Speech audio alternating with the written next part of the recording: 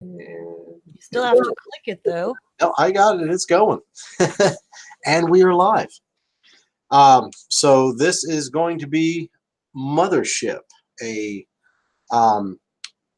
horror themed science fiction RPG. Very simple. Um, Kind of a simple RPG that's written by a gentleman named Sean McCoy, and he's got an entire development, or well, I won't say an entire development team, but he's got several people working under him.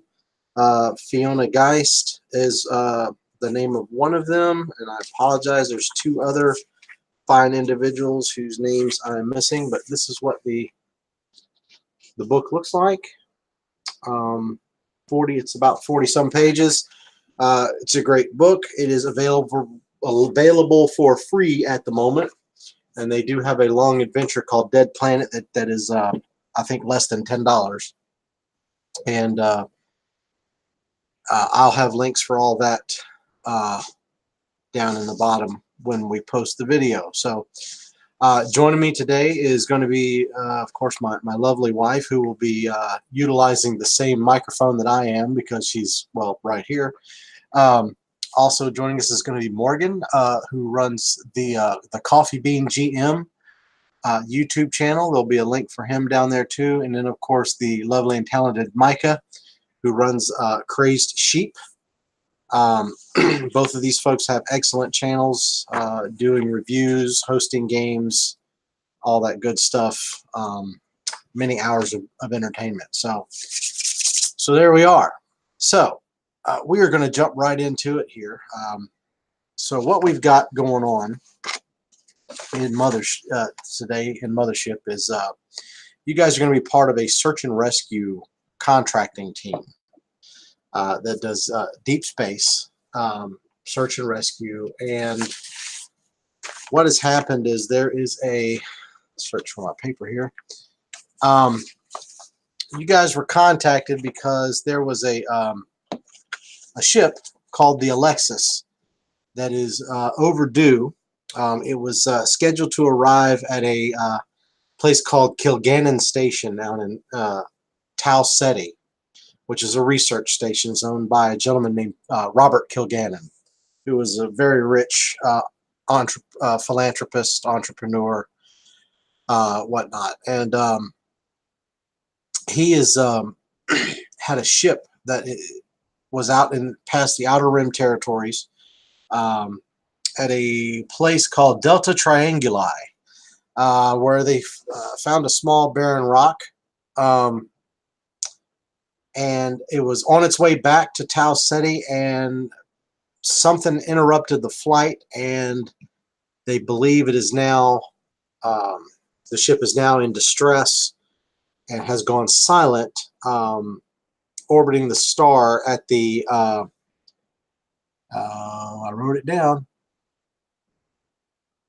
Ursa Majoris, which is basically directly in the flight path between Tau Ceti and Delta Trianguli.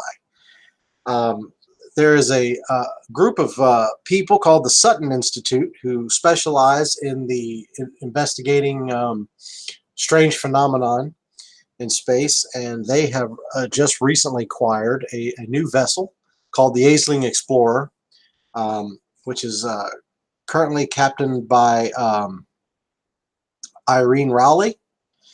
And so they have been tasked to transport you guys out to Ursa Majoris to try and track down the Alexis, find out what has happened, why she has gone dark, and go from there. You guys are currently on Earth at the Miami. There's actually a giant spaceport in Miami, and you guys are all set to take off from there. And you guys arrive. There's a couple of security contractors that are going to be with you. There's a gentleman by the name who just basically goes by Jackson. He's a former Marine officer. He's got two soldiers under him, both named Reyes and Franks. also former Marines who have moved into the contracting world. And there is a Dr. Jacob Jones, who is a medical personnel that will be accompanying the three of you. And they're already there. And they're securing all their equipment on board the Aisling Explorer to get it ready. And so as you guys arrive, if you could give me a brief introduction to your characters, and we will start with Micah, who looks like she is playing Liza Frank. That's correct, sir. I can't get over the picture. Oh my god. Well, I know what's going to happen. That's the future. So she's a very plain woman in her mid-30s. She's a doctor of biology and chemistry. And when she's idling around, which is, of course, not happening very often, you see her taking an item out of her pocket sometimes. And if you're fast enough to approach her to see it, if she's not faster and puts it away again, you can see that those are actually brass knuckles.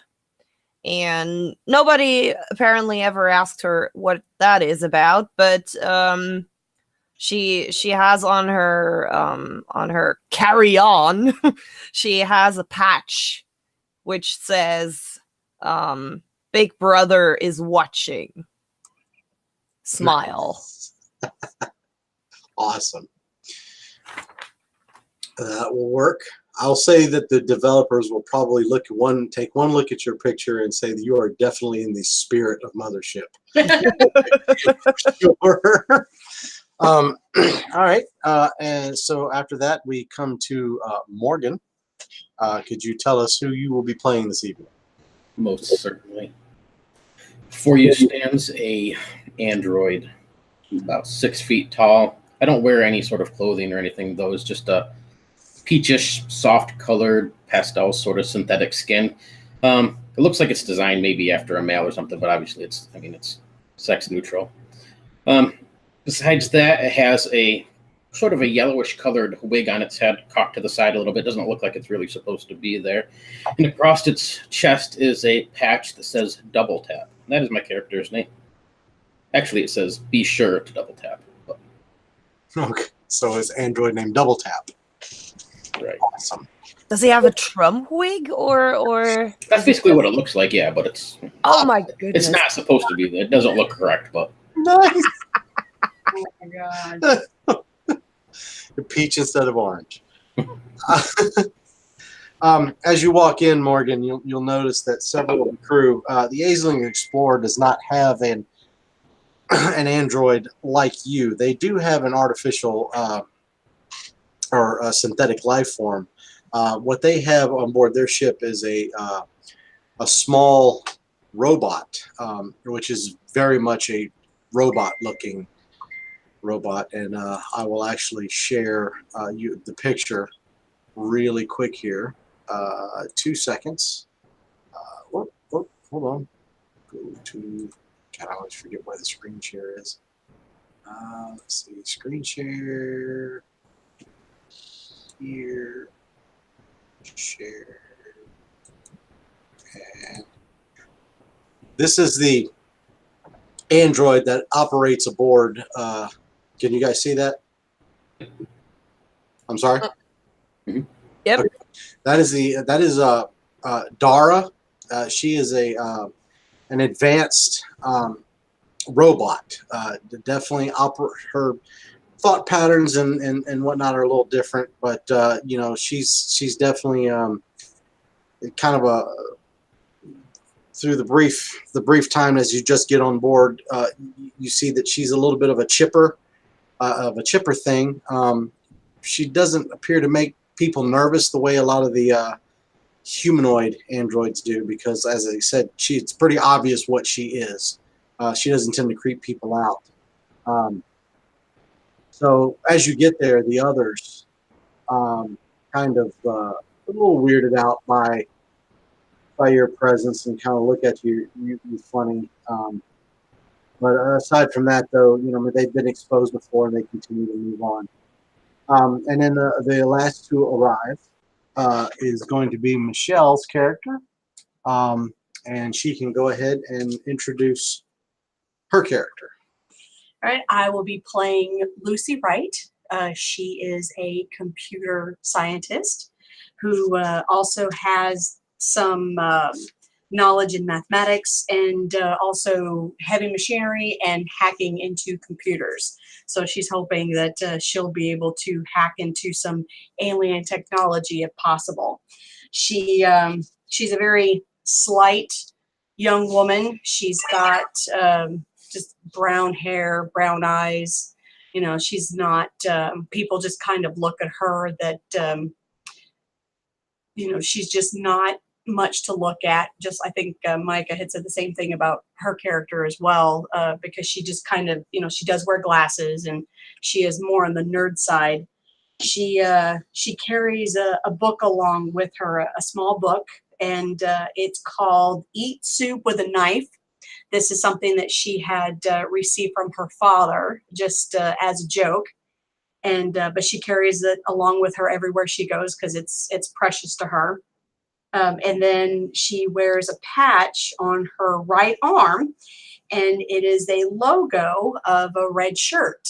Her father was also of course nowadays Star Trek is considered more and classic. So her father was a fan of the Star Trek show, and she used to watch it with him on the old videos, and that's just something that she wears just as a memory for her father about something that they loved together. All right.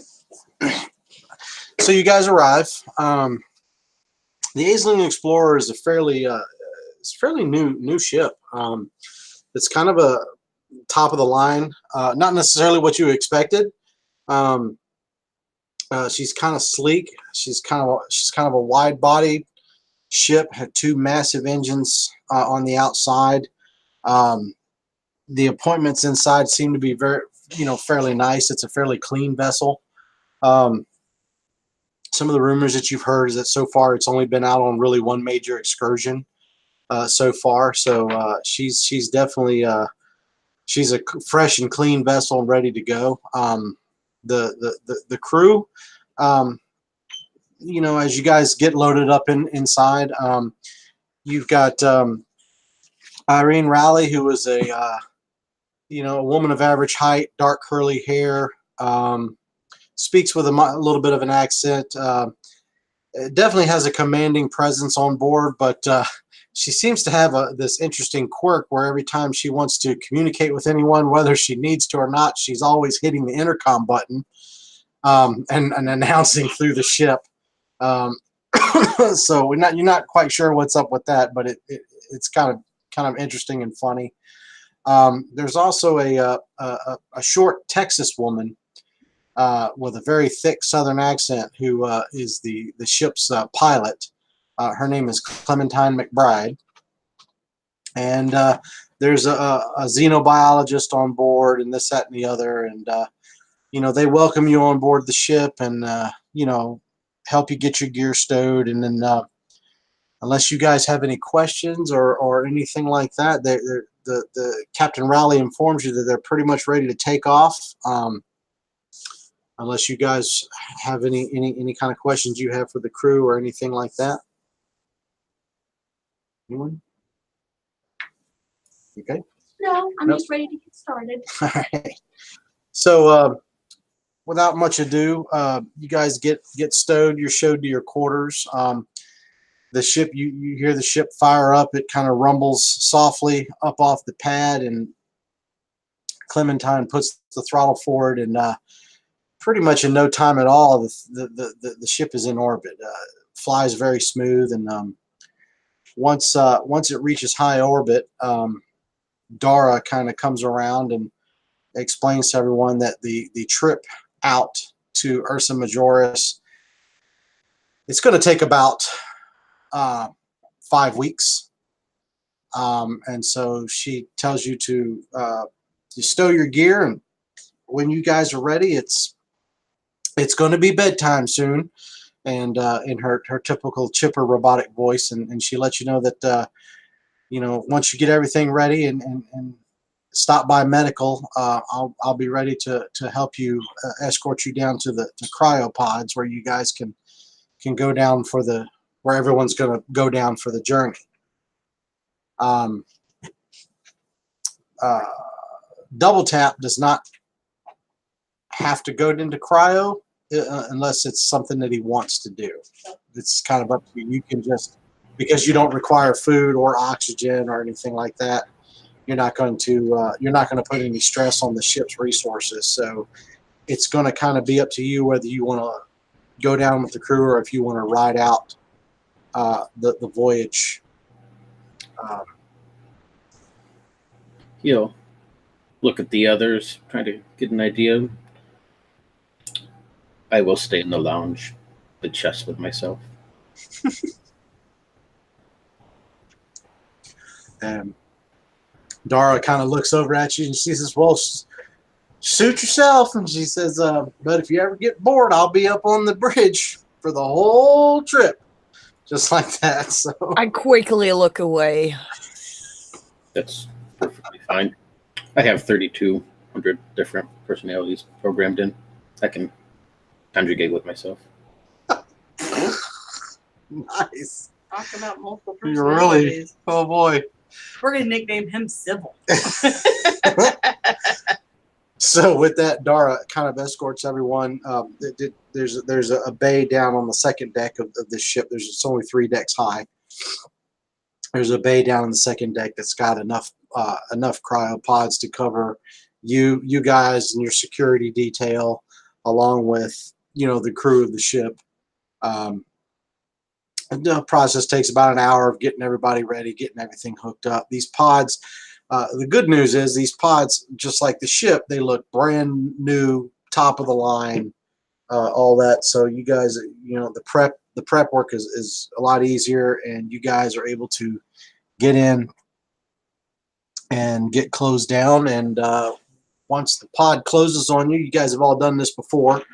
Once the pods close down, takes about 10 minutes, and you guys just kind of drift off, and you're asleep at this point, and the ship then pretty much sets its course, makes a burn, makes its jump into faster than light, and is on its way. So in approximately 5 weeks, you guys will reach your destination. So in that time, Double Tap, is there anything that you want to do while the rest of the crew is down, and basically it's just you and Dara who are awake and ambulatory on board the vessel? Once everybody is in their little cryo tanks and all set up and doing their things, maybe a few days later, whatever the case is, Double Tap will wander through. He gives each one of your tanks a double tap, and each one seems to look them over a few moments. Walks across the room, double taps the table, the wall, pretty much everything across this spaceship, before finally settling down in the lounge. 3 or 4 different chess tables all set out, and just plays chess with himself. And he'll hop from one seat to the next and just back and forth all the way down through, back and forth and back and forth. For 5 weeks. Gonna be the best damn chess player there is. It's all about mathematics. Nice. That's not creepy at all. All right, so 5 weeks pass. You guys are rocketing through on your silent journey through space. You shoot right out through the core systems into the out into the outer rim territories. I want to make sure that I've got this part right. Let me go find Ursa Majoris again. Hold on. Yikes. There we go. Ursa. Okay, yeah. So Ursa Majoris is still within the outer rim territory. It's kind of halfway between the core system ring and the outer the edge of the outer ring, or excuse me, the edge of the outer rim territory ring. And it's kind of out there on an island by itself. You know, there's not too much around it. So after the 5 weeks, you guys, or you two that are, well, Dara comes down and lets you know that it's, you know, it's time for it's time to wake the crew, and if you would like to assist, you're more than welcome. And then she pretty much doesn't wait for an answer. She just kind of marches right on into the where the cryo chambers are, and she basically inserts herself at a terminal. Every one of these terminals has like a regular chair, but then there's like a rack where she can kind of get in, and she just kind of sits down into it, and then she begins to work the controls, and one at a time you see the cryo couches start to go through a warm-up sequence. The lids raise up. Everybody starts to come to, including you two. The crew begins to wake up. Everyone's kind of disoriented. And as you get up, Dara looks at Captain Rowley, and then kind of looks over at the three of you, not really sure who is the which of you is the leader. And she tells you, you know, she welcomes everybody, wakes up, and then she looks at you and she says that a priority message has been received for both the captain and leader of the search and rescue team. And she informs you that it's waiting for you guys up on the bridge. So if you guys want to just kind of all go together, or if you want to elect someone who's going to kind of be the in-charge person, it really doesn't matter. As each of you wake up, you'll notice Double Tap stands directly in front of your tank, waiting for you to open your eyes enough to just give you a solid double tap on the forehead. Nods, and waits on to the next one. Oh, don't do that. Don't do that. My brain isn't here yet, and if you're so close when I just wake up and I don't know where I am, I think you're an alien. That does not concern me. Lucy looks up. I know that by now. Come on, and I tap his chest with a double tap. Let's just go. Let's just go. Lucy looks up at him as he stares at her. Okay, this is not creepy at all. Why do you remind me of my cat? My cat does that in the morning. You know, I'm sleeping and my cat crawls up on me, and I wake up and there's his face right there. Why would he do that? So she gets up as she's rambling about her cat. I do not like cats. Furry creatures. They cause my allergies to go crazy. Lucy looks at you. Why would you? But you're an android. Androids don't have allergies. I am not an android. I am Double Tap. Oh. Okay. So he says he's not an android. You're a Double Tap? You know what? Why don't... that's a creepy-ass answer, actually. So why don't everybody go ahead and just give me a fear check for that? Yeah, thanks, Double Tap. So what do we do for the fear check? So there's your fear. What's your class is right there. Okay. So you've got to get under a 25 Rolling how many dice? percentage. 2? Okay.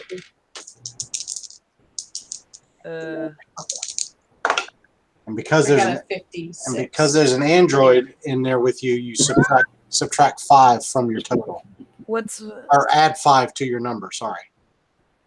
Great. That means I got a 64. Yes. Oh, there. I failed. I actually made it on the number. Even with the -5. No, with the -5. Okay, so all right, so let me. No, hang on. So I roll and I subtract that from my sanity or from my roll. So I did it wrong when I said -5. So you're a scientist, so you have a 25. No, a 40. I think it's disadvantage, right? It is disadvantage, but I'm doing it a little different because we've just kind of been through some discussion that basically if it's at disadvantage, you pretty much will never pass. They will never pass a fear save as long as you're with them. Okay. They have like a 5% chance of ever passing. So, Gotcha. so if you're a scientist, your fear save should be 25. Why? Because on your character sheet under scientist and fear save, it says 25. No, it says 40. How did you get a 40? Sanity's 40. Fear Yeah. should be 25. No, we're not doing sanity. Oh, fear. Yes. Oh, yeah, okay. It's okay. Sorry, Mr. Developer. I'm just stupid. That's all right. So because it's a -5, you have to roll, man. you have to roll under a 20, not a 20. Yeah. I was just All right. So did you fail? Yeah. All right. So everybody. So the two of you can add 1 stress. Oh, great. We haven't even started yet. So you should now. You should My all organs fold. have 3. Do I stress you out? A bit. All right. So you guys are still in your boxers or whatever kind of comfy undergarments that you wear. And I'm assuming you're going to want to get dressed. And you're basically you follow the captain and Dara to the bridge. And Captain Rowley walks over and she picks up there's a printout. She tears it off the machine and looks at it and basically tells you that says there was a one more transmission from I guess you might as well say our employer for the moment, Sir Robert Kilgannon. He sent us, there was the Alexis, when it went, when it became compromised, it pinged out one single distress message, apparently on a special frequency. And the way it reads is ISV Alexis, status, emergency distress, ship cargo.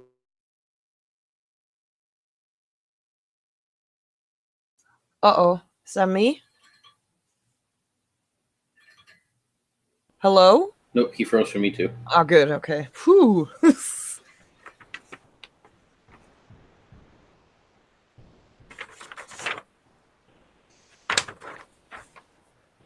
Oh my God, you actually have a picture. I'm looking for a good Trump wig. Oh no. That's terrible.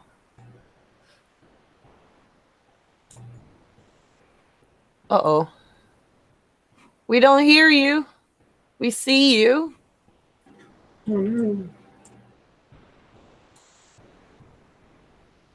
You're frozen again? Now you're moving again? You're moving, yeah? Yeah. You push the button, for fuck's sake.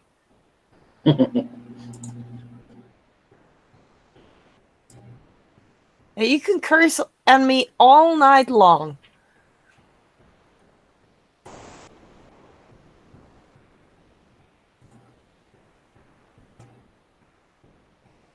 If you ask me, no. Well, maybe yes. Oh, now it's gone.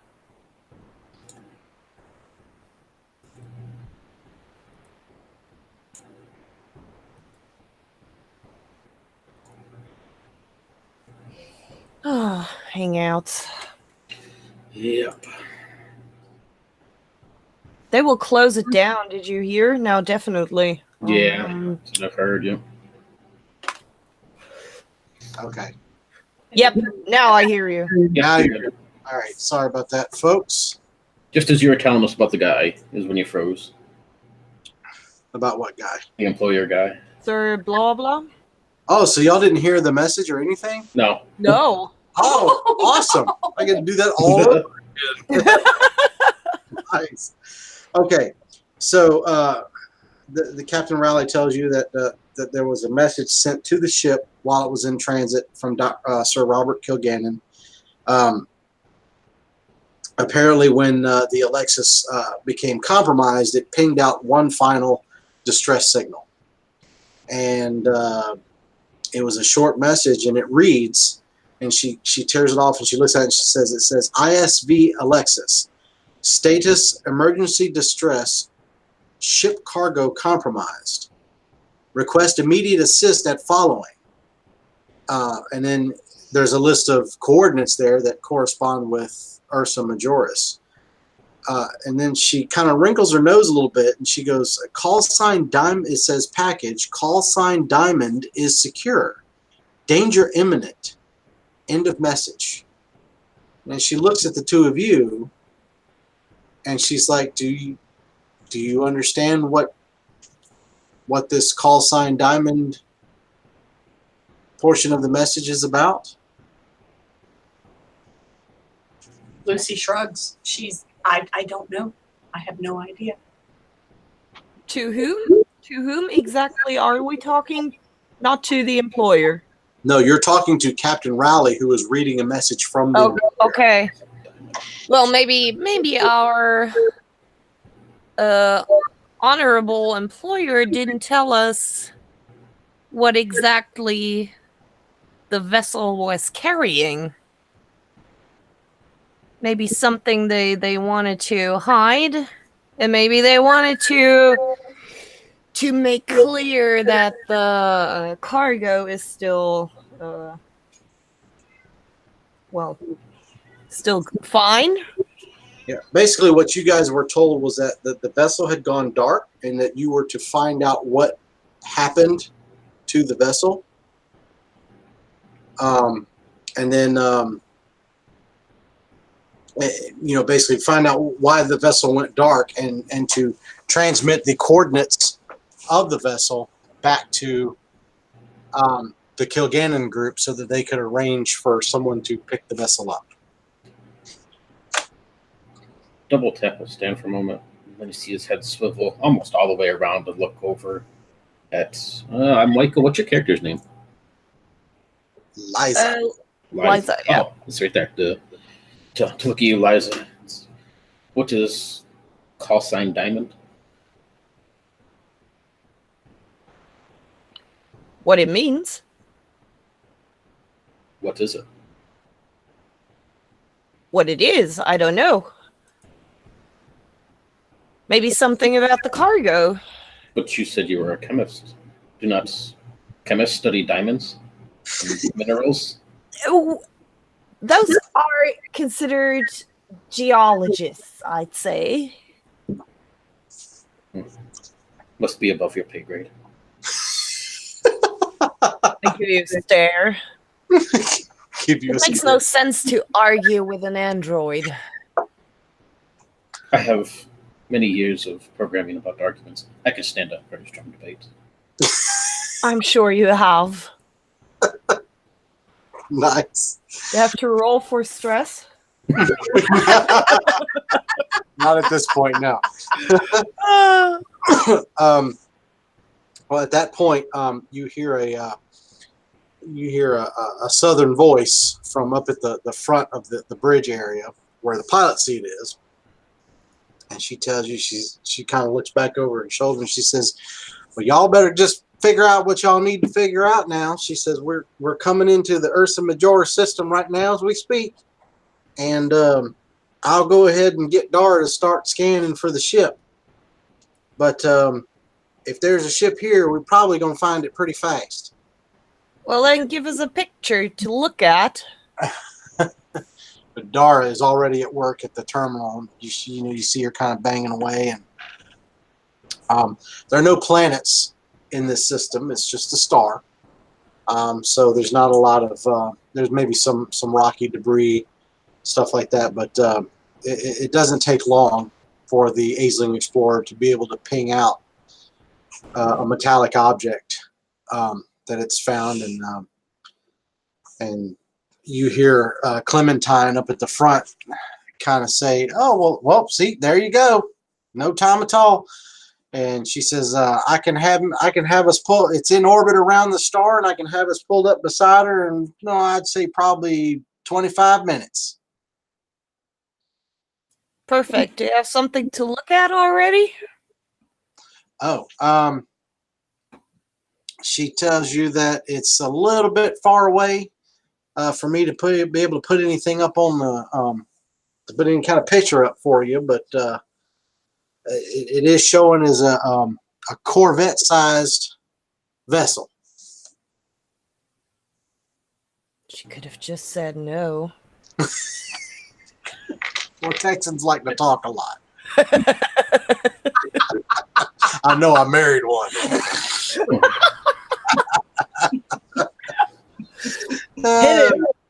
She did. Don't worry. As soon as I said it, she went, wow. So it's basically right at the end of the sentence. You feel the ship. It immediately. Clementine's already, like, while she's talking to you, you feel the ship bank and turn, and you hear the engines kind of spin up, and she's already making her way toward it.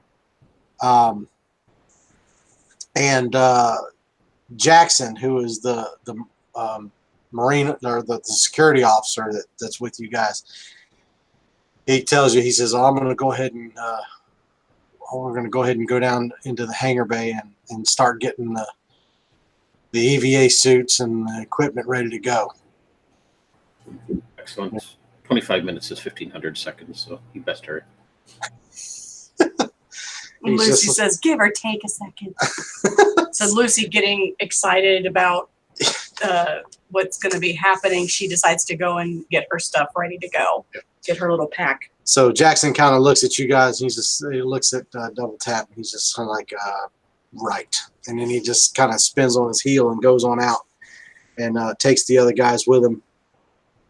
And they go down and start getting everything ready because, like you said, should be pulled up beside the ship in about 25 minutes. 1,500 seconds. So in that brief time, is there anything that you guys would like to do? Double Tap just begins counting down from 1,500. Nice. I'm standing direct next to a screen, and I try to make out that little pinpoint of a vessel.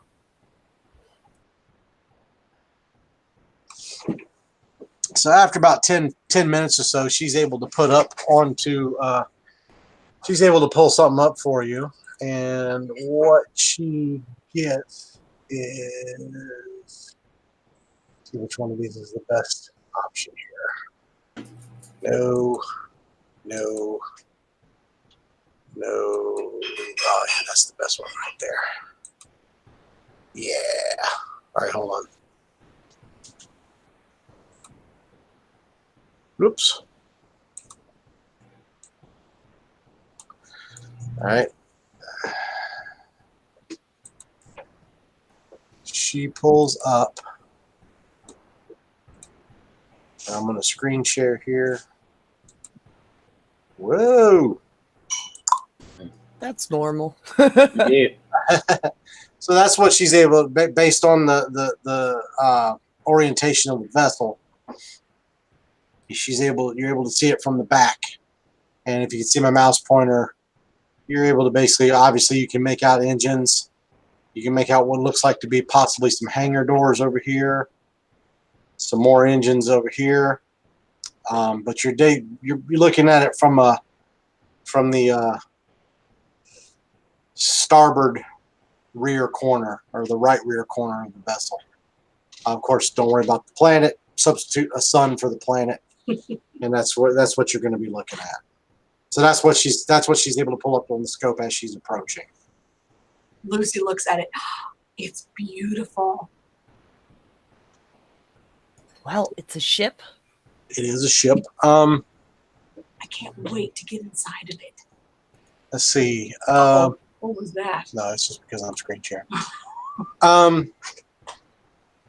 So right away, let's see. Just for the, oops, wrong one. Go ahead, everybody, give me an intellect check as you're looking at this vessel on the scope.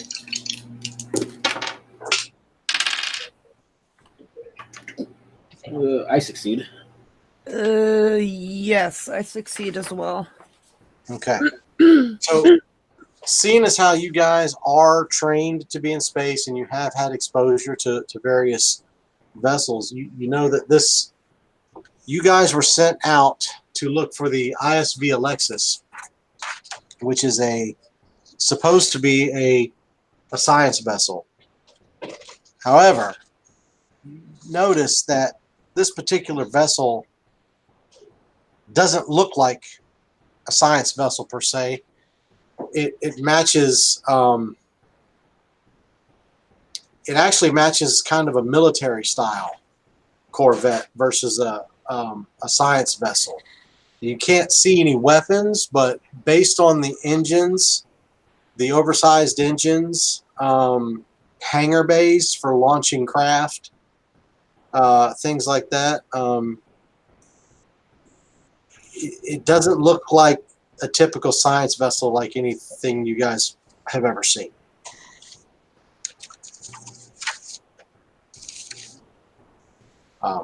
That's what we're supposed to use. Ow. Hmm? That's what we're supposed to use What do you mean by use? to vessel around.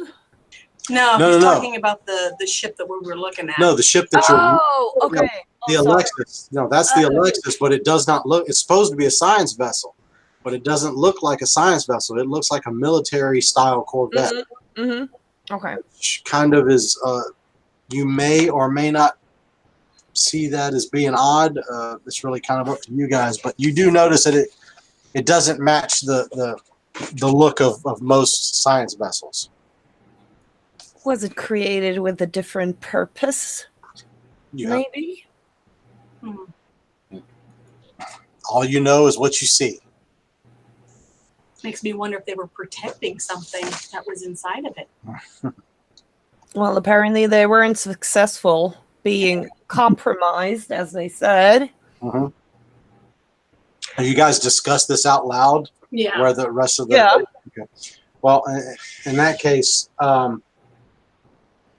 when Captain Rowley hears that, she will kind of speak to the rest of her crew, and she'll say, "Go ahead and put everything on alert. If this thing isn't what, if this thing is not what they said it is supposed to be, I don't want to be hit with any surprises." And then she reaches over and she hits the button and tells everybody on the ship to maintain alert status. Take her finger off the button. I roll my eyes. Oh, she's one of a kind, huh? Oh, God. Oh. All righty. All right, so you guys have got Clementine looks over her shoulder. She tells you you got about 10 minutes before she'll be able to pull the Aisling up beside it, and she says, "Do you guys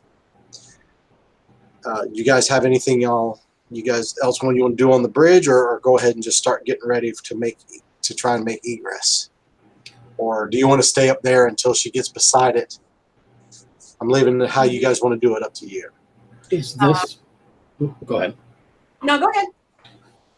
Is this the ship that we followed to the coordinates? Like, do we know this is the Alexis? Well, if you ask,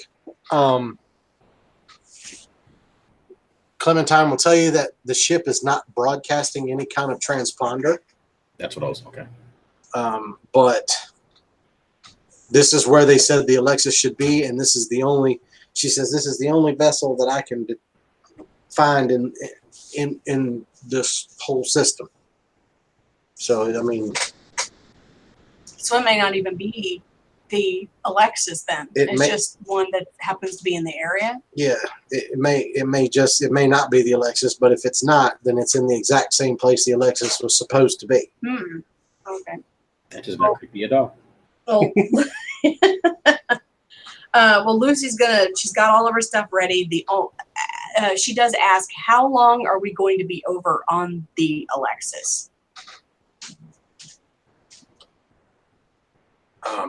Well, the captain would kind of look at you and she says, well, I imagine you're going to be over there until you complete your mission, however long that takes. Okay, so she looks at Liz or Liza. She looks at Liza and says, well, do you think maybe we should bring food just in case we happen to be there for a while?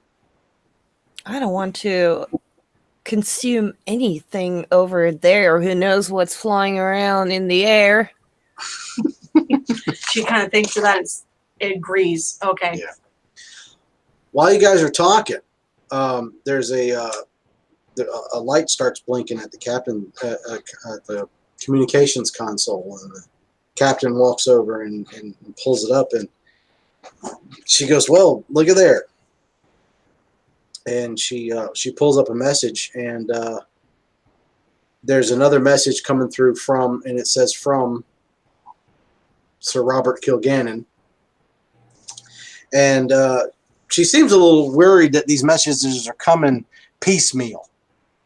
But it comes across, and all it simply says is Aisling Explorer. It says mission priority. And it says A, primary. Retrieve call sign Diamond safely. B, secure ship and cargo if possible. C, if ship can be secured, locked down for pickup by Kilgannon Group. D, if ship is completely compromised, scuttle and destroy, last resort. And then she hands the piece of paper she tore off over to one of you, and she says, well, apparently he likes to give his instructions in pieces instead of all at once. Who still uses paper? Well, she printed it out so that she could hand it to you. So that you might place it in your pocket. Actually, you're right. On this ship, they probably wouldn't have done it, but on a lot of the vessels,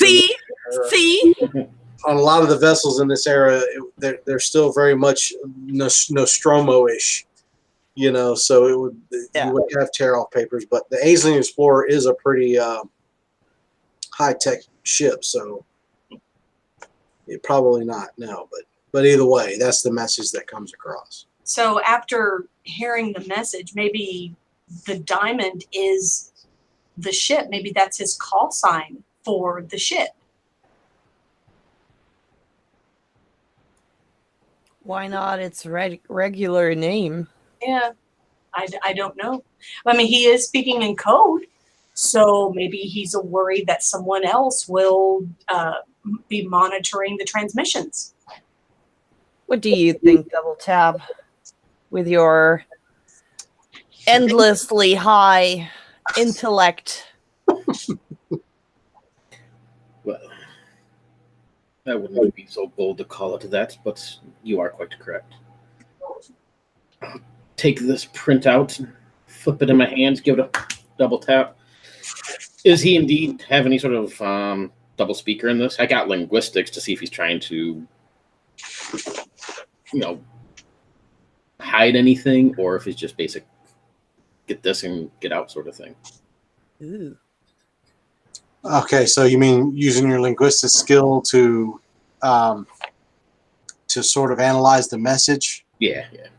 So the only thing that I would say, well, give me an intellect roll.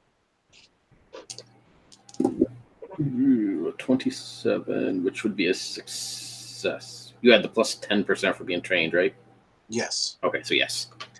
So you would probably be able to, one of the things that you would probably think is that under the mission priority A, he refers to call sign Diamond. He says that, but then later on, he refers to it as just if ship is completely compromised. And in the previous message, he tells you that emergency distress ship cargo compromised, but then he tells you that package call sign Diamond is secure. So it, based on your linguistics of trying to analyze, he doesn't appear, if he's calling something a package, it seems like he may be, you begin to deduce that he may be talking about something on board the ship, Cargo. not the ship itself, because he's referring to the ship is obviously not secure, but he tells you in the message that call sign Diamond is secure, but danger is imminent. It's cargo. I would expect if you were a better scientist, you might know what this diamond is. But alas, we were stuck with you anyway. Yikes. Double tap out. Lucy looks at him and says, you know,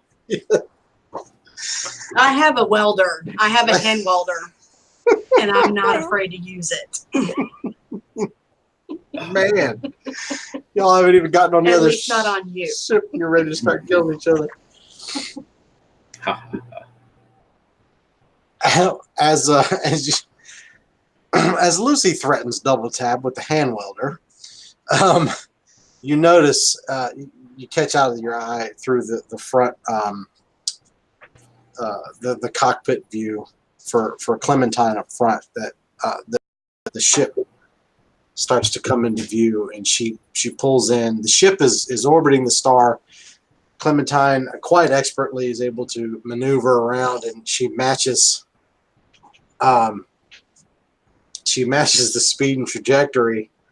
And several of the people in the crew kind of look over there and go, "Wow, you like clapping, giving her like a golf clap, like that's not something she normally nails on the first try." So, I look around uncomfortably. Why did we end up here?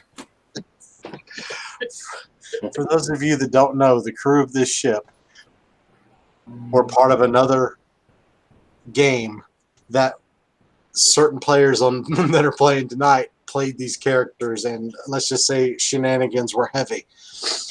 Anyway, she pulls up beside the ship. Is basically staying fairly. It's in a normal orbit, but it's in like a very slow roll. Nothing that's too bad, but it won't stay flat. It's not spinning or anything. It's just in a slow roll going over. But she's able to match speed and velocity and get probably within 100 yards or 100 meters of it. And she kind of spins the chair around and says, "Well," she says, "that's about as close as I feel comfortable putting the Aisling next to it. And the rest of it's going to be on y'all." Can we see anything on the hull, or like I don't know, laser markings or Okay. Well, spores? because the crew is up here and you can just kind of ask, I won't make you roll for it, but I'll say that it doesn't look like there's any external damage to the vessel. It does look like it's got some nav lights that are blinking, but aside from that, the ship looks pretty dark and very powered down.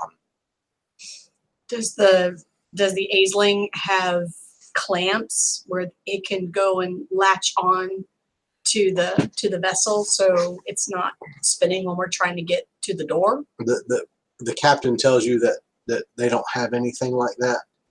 But the ship is rolling very slow. Like it probably takes about 10 minutes for it to make a complete roll. So it's not nothing that the rate of roll on the ship is not something that would be. It's not like it's just rolling over like this, and it's moving very slow. So anybody who's going to go over there should be able to just latch right on as it's going by. So we're gonna have to float in space to get to it? Clementine tells the captain that she doesn't feel comfortable putting the Aisling any closer to it than 100 meters. Lucy just looks down and starts to murmur something under her breath about how much she hates floating in space. I'm not comfortable floating through space. Oh, come on, you guys are a search and rescue team. This is your bag, baby. We're scientists. Yeah, we're scientists. Considering the trajectory and the rate of the barrel roll, the pendulum swing should be roughly 600 seconds for full tilt, so we have plenty of times to float to where we need to be. Don't you too worry. Yeah. You're not making it better. You can hold my feet as we float. I won't hold your feet. Yeah, it's They're only not ticklish. it's only about a football pitch, and a little less than a football pitch in distance to go. So It's only 100 yards. you won't have too far to go. So No. and let you know that there you are. So Well, let's get it over with. all right. So I take it you guys are going to make your way down to the hangar / cargo. There's no real hangar on board this vessel, but there is a cargo bay with airlocks. Yeah. Mm-hmm. Uh-oh. Did he freeze No. again? Yeah.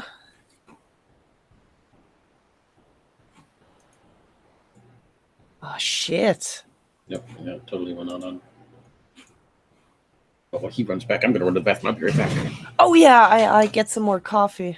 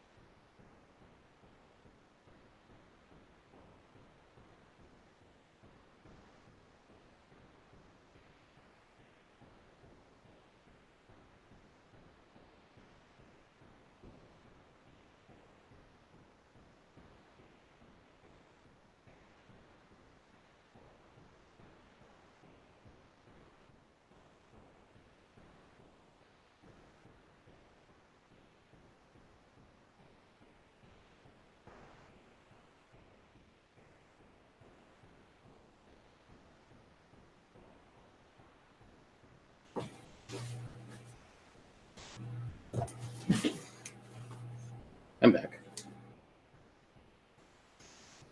Can't hear you.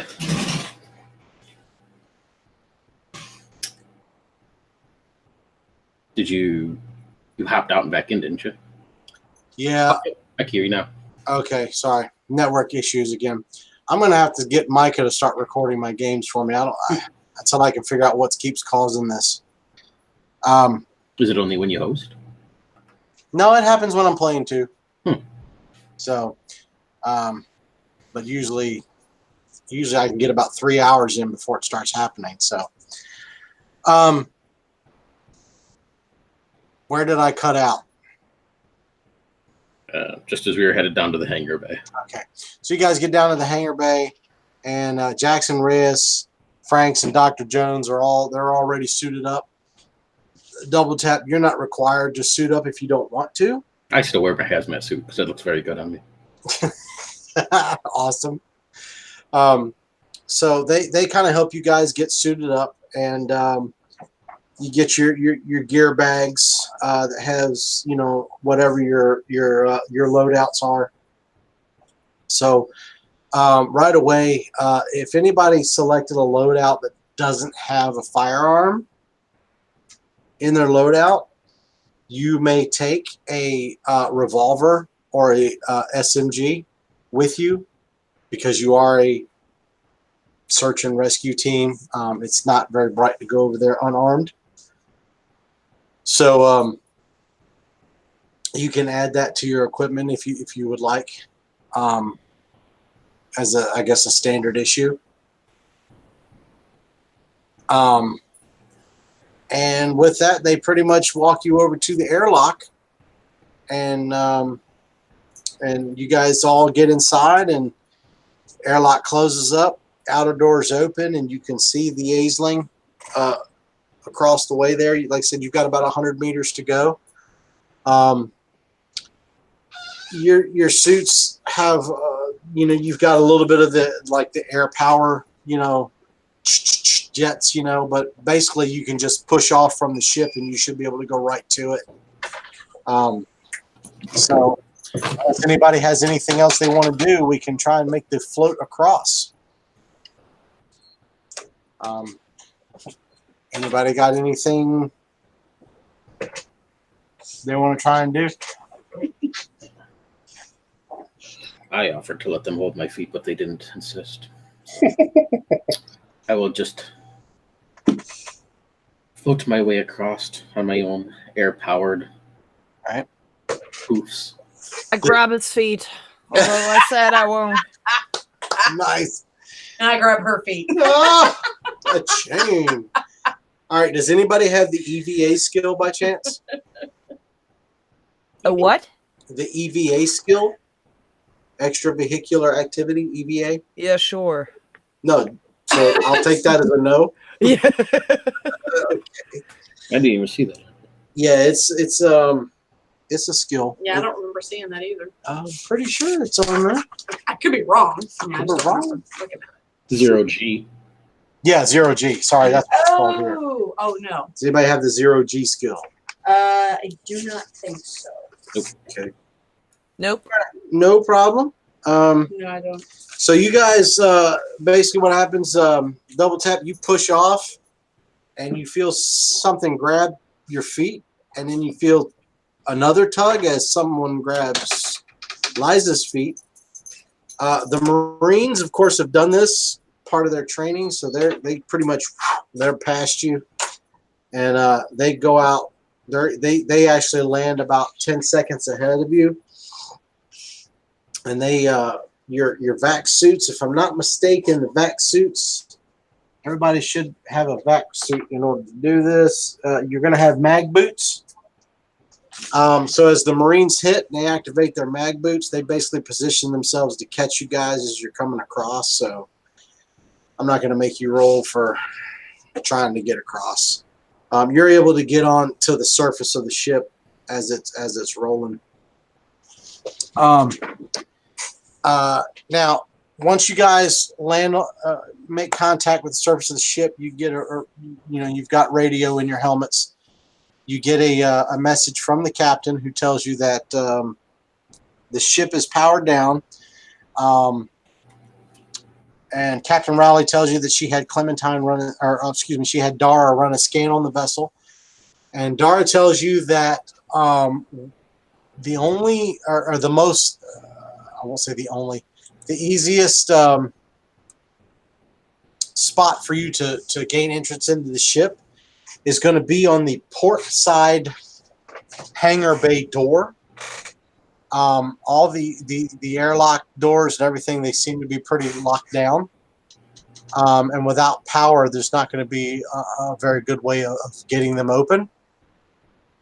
So she tells you to proceed across the back end of the ship to the port side,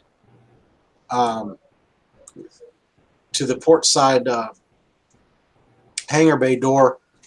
There should be a manual, like a thing you can attach that will manually open the door enough for you to be able to get inside. And you guys make your way there, and sure enough, there's like what looks like a recess in the ship's hull and a little handle. You'll notice that Jackson, the Marine commander, he puts like what looks like a router or like a big power drill onto it, and it starts spinning the handle, and you'll see the hangar door start to open, and you'll see air vent out He gets the door open just enough for people to be able to squeeze inside the door. And you guys are able to all get inside. Once inside there, you'll notice that there's almost no lights inside this hangar bay. It's completely dark except for like 1 or 2 dim emergency lights that are basically just given the bare minimum to be able to see much of anything. And he inserts the drill to a handle on the other side, which basically closes the door down and makes it seal again. And you guys are inside. You take readings. Obviously, there's no oxygen left in the bay because you just vented it out into space. This room is about, let's see, 5, 10, 15, 20, 25, 30. It's about 60 feet long and about 40 feet wide. There is no, it's a hangar bay, but there's no craft in here, so it's pretty much a wide open floor. And there, at the far end from where you're standing, there is a what you can barely make out what looks like a big glass window, and you can see 2 doors, one on the left and one on the right, at the end.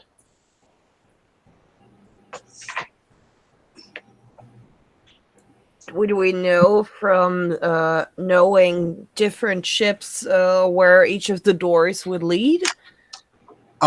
You do not have any. You don't have any floor plans of the vessel because the ship's powered down, so you didn't have any way to try and access. And Mr. Kilgannon didn't send you anything, so you don't know where the doors lead. But basically what it looks like is the glass at the end is out into the room. There's like a wall that goes down each side, and then it goes this way, and there's a door and a door. So no, you don't know where they go, but you can pretty much guess that, you saw that where the hangar bay was, there's like a pod attached to each side of the ship, so it's obviously going to lead further up into that hangar pod. So Lucy looks at everybody's, well, right or left? Always go right. Always go right. Always go right. All right. So I'm going to help you guys out here. All right. So as you guys move forward, I'm going to share my screen here a little bit. Share. All right. So as you see where the mouse is, here's where you are. As you guys move forward, you'll see a glass here. You see a door on the left and a door on the right. This room protrudes forward, and then there's another door right here and right here. So as you go to the right, you have a door here, and then you have, as you go into this little recessed area, there's another door right here. Each of the door has a little portal in it, so you can see that by looking through the portal in this door that it looks like it's some kind of a storage room. You can see that look into the door that's actually on your left-hand side as you go into that recessed area. This is like a control room with another door that leads further down. Let's check the cargo areas first, right? To see if we find the important cargo, maybe. Okay. Do you know what this diamond will look like, since you're not familiar with geology? I know how a diamond looks. That's what every woman is waiting for. Today still. Yes, this far in the future. Nice. We haven't gotten over it yet. So these doors are all automatic, but because there's pretty much no ship power, every one of these doors is having to be manually opened using that drill device. So as you get that, it takes a while to manually crank that door open. As you go in there and you search around, there are some cargo pods in there, but it all seems to be tools and equipment that would be normal that you would see inside of a hangar pod. Things for working on some kind of a shuttle or small craft. Nothing. In other words, it seems to be more like tool storage than it does to seem to be a cargo bay. Yeah.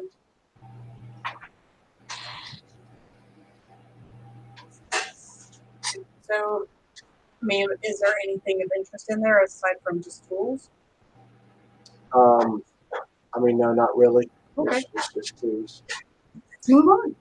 Do you want to try and go into this control room area here? Yeah, I would like to. Okay. All right, so you use the same tool, and you go into this room here, and of course, you know, as you open the door, the Marines step in to check the room. This door's 10. This room's 10 by 15. There is a terminal up against the glass on the south wall, but everything is dark. The computers are all turned off. They're not able to be turned back on.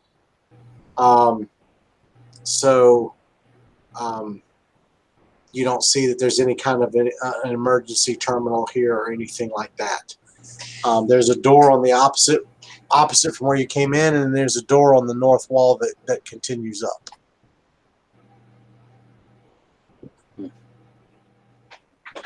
Well, if it can't go right, where do we go? Well, you went right, but the right side just basically puts you into the middle to go up north further. So Oh, no, I was think that asking was that, in but she said always character. right. Oh, sorry. My fault. So the control panel, is there something that we can maybe go over there and try to access information? No, the problem with the ship right now is that there's literally No power. there's only emergency power. So unless you can find some kind of an emergency terminal, Okay. none of the computers are going to work. Okay, so she looks around and says, we need to find a way to power the ship up or I won't be able to have access to the computers.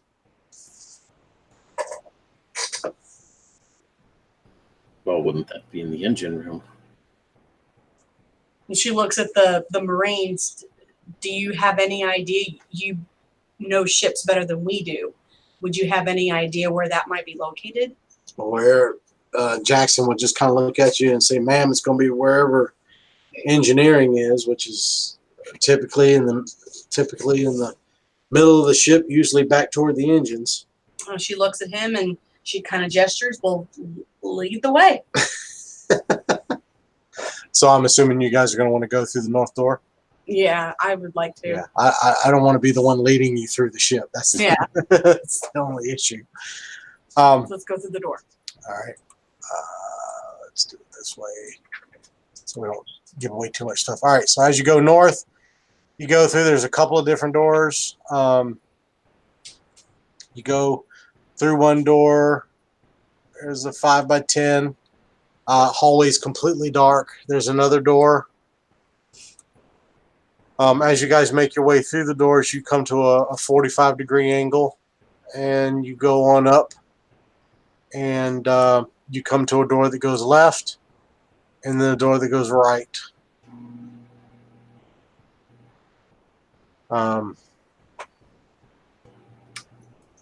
Can we? Are there windows as well to look through? Well, yeah. So when you look through the windows on there's no windows on the door to the left at all. On the doors to the right, you look through and it just looks like another set of 3 doors in a hallway. Do room doors look differently than those hallway doors? I just don't want to meta because I see that there is a room to the left and such. Well, this one here actually on the left would say you would see there would be something on the door, you know, because your helmets have flashlights on them. You would see something that says weapons bay. Good to know. So she looks, she just kind of shakes her head, okay. Yeah, if we If we need it, we may come back. Hopefully we won't. Yeah.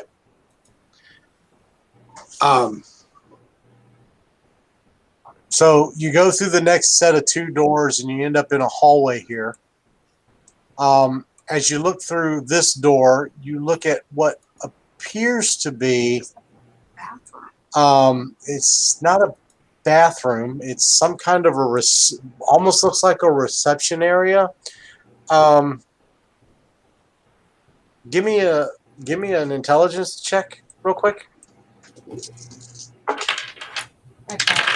Nope.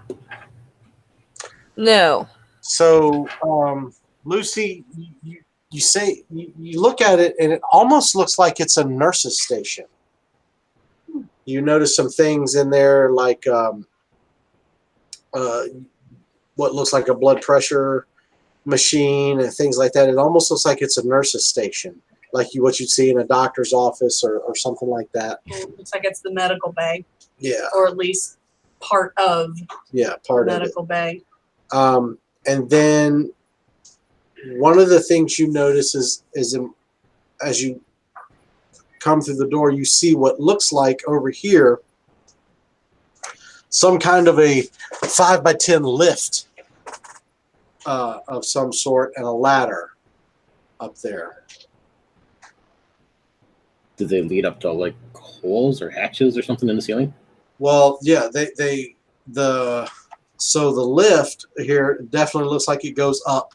It's designed to go up, and the ladder obviously goes up as well. The ladder should have a hatch above it, and this goes up into another. There looks like a 5x10 hole above it. So basically, it looks like there's a deck above you.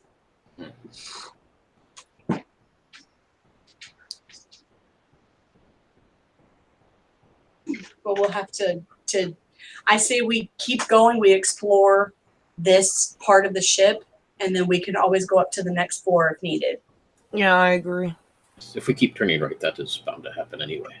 Yeah. Mathematically speaking. Mathematically speaking. Okay, so all right, so as you come through here, you've got a door here, and you notice that obviously if you can see this, you can see there's a door here, and then there's a door directly across, and there's a door excuse me, on the south wall inside of there as well. Sorry. This looks to be Dr. Jones's new office. Oh yeah, I forgot there was a doctor there. He said, yeah, that's this definitely looks like the medical bay. He tells you that to the south, through the south door, there's probably treatment rooms. Mm-hmm. Well, Excellent. Sorry. If any of you get hurt or die, we can put you there. Why should that happen? Well, that should. get deactivated. But mathematically speaking, the odds are quite high. Oh. What so there's no power, right? Or is there? There is No, there's no power. yeah. Not at all. I mean, hold on just a second. Whoa. That Little bit of emergency lights. I think you said that's about it. Yeah, Yeah. there's like the most basic of emergency lights, and then that's literally it. The ship has completely powered down. It's very cold inside, and your readings are showing a minimal oxygen. There is enough oxygen in here to breathe now that you're through the hangar door. You could take your helmets off if you wanted. Are we able to, if we hadn't done it already, are we able to scan for life forms? You don't have equipment that'll scan the whole ship like that. You've got like you might have a scanner, but it's like you have to be within like 5 feet of it. Well, what about the ship though, the Aisling? Do they have that kind of equipment? Can we ask them, hey, can y'all scan for life forms? Probably should have done that before we got on the ship. Go ahead and ask them. So you queue up your radio and you hear the captain on the other end. Say, can you possibly scan for life forms, Captain? So Captain Riley tells you to give her just a moment, and you hear some computerized sounds, and then some cussing in German, and she comes back and tells you, she says, well, she says that we are detecting that there is some life signs aboard the vessel, but we can't pinpoint anything. Thank you, Captain. Yeah. It is likely you folk. And then she looks over at the Marines. After you. Shall we go forward? She rolled a 98, which is almost like the worst critical fail you can possibly get. Oh, So, gosh. All right, so are we going to go up? well, you can go up or you can go south into the treatment room area. I mean, it's up to you guys. No, I like to go up. But if anybody is here injured, wouldn't they be in the med bay? True. Right. Yes, I guess we could go check that out first. These pitiful humans could be starving and injured and crying for help in there. Yeah, okay, so what do y'all want to do? We're going to go south? Yep. Okay. All right, so, well, you can go in through this door here. So you go into the actual reception area, and then you look around. It's the same thing. Everything's turned off. There is a door to the south. You guys use your tool to force this door open. And you force the door open. The Marines will move in. There is what looks to be that first door that's on the left-hand side. As you look through the window, it appears to be a surgical suite. There's a surgical pod in there. On the right-hand side, there looks like, treatment beds or whatever. As you move into the room, do you guys have like a marching order or anything like that? Behind the red shirts, that's for sure. Right, but who's, when you come in, who, like, is there an order to anything, or how you guys The are Marines go first. I know that. I'm very polite and let the ladies go first. Oh, thank you. Always a gentleman. Okay. Where did my papers go? Okay. All right. So, as you guys come in, you notice in the furthest bed to the south, it looks like there's a guy actually sitting on the bed in there, and he's kind of sitting on the bed, and he's kind of facing into the corner there, so you can't really see too much. And Jackson, he kind of puts a hand up and says he sees somebody, and he shines a light over. And what it looks like there's a crewman sitting over there. But Oops. go ahead.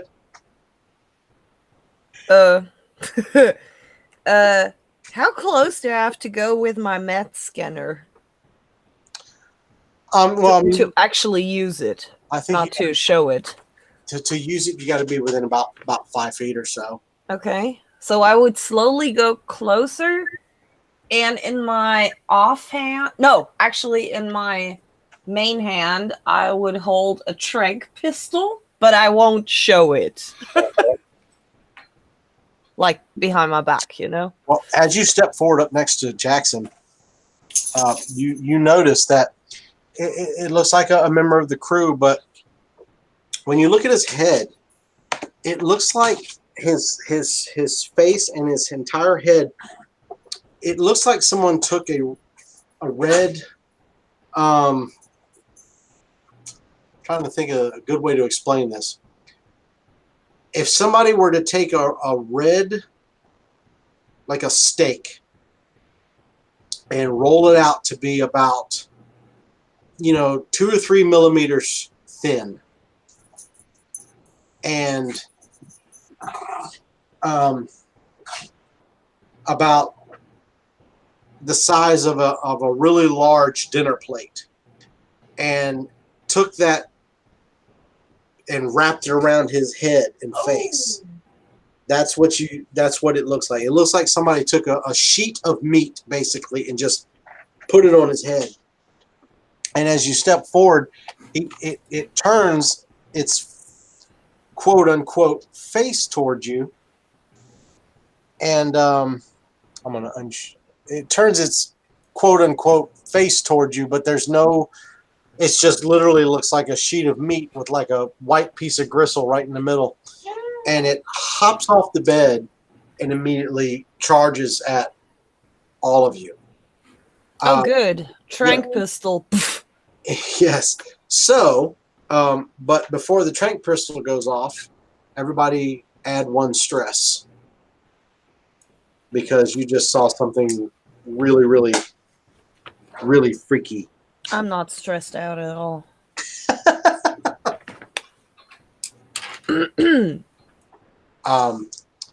And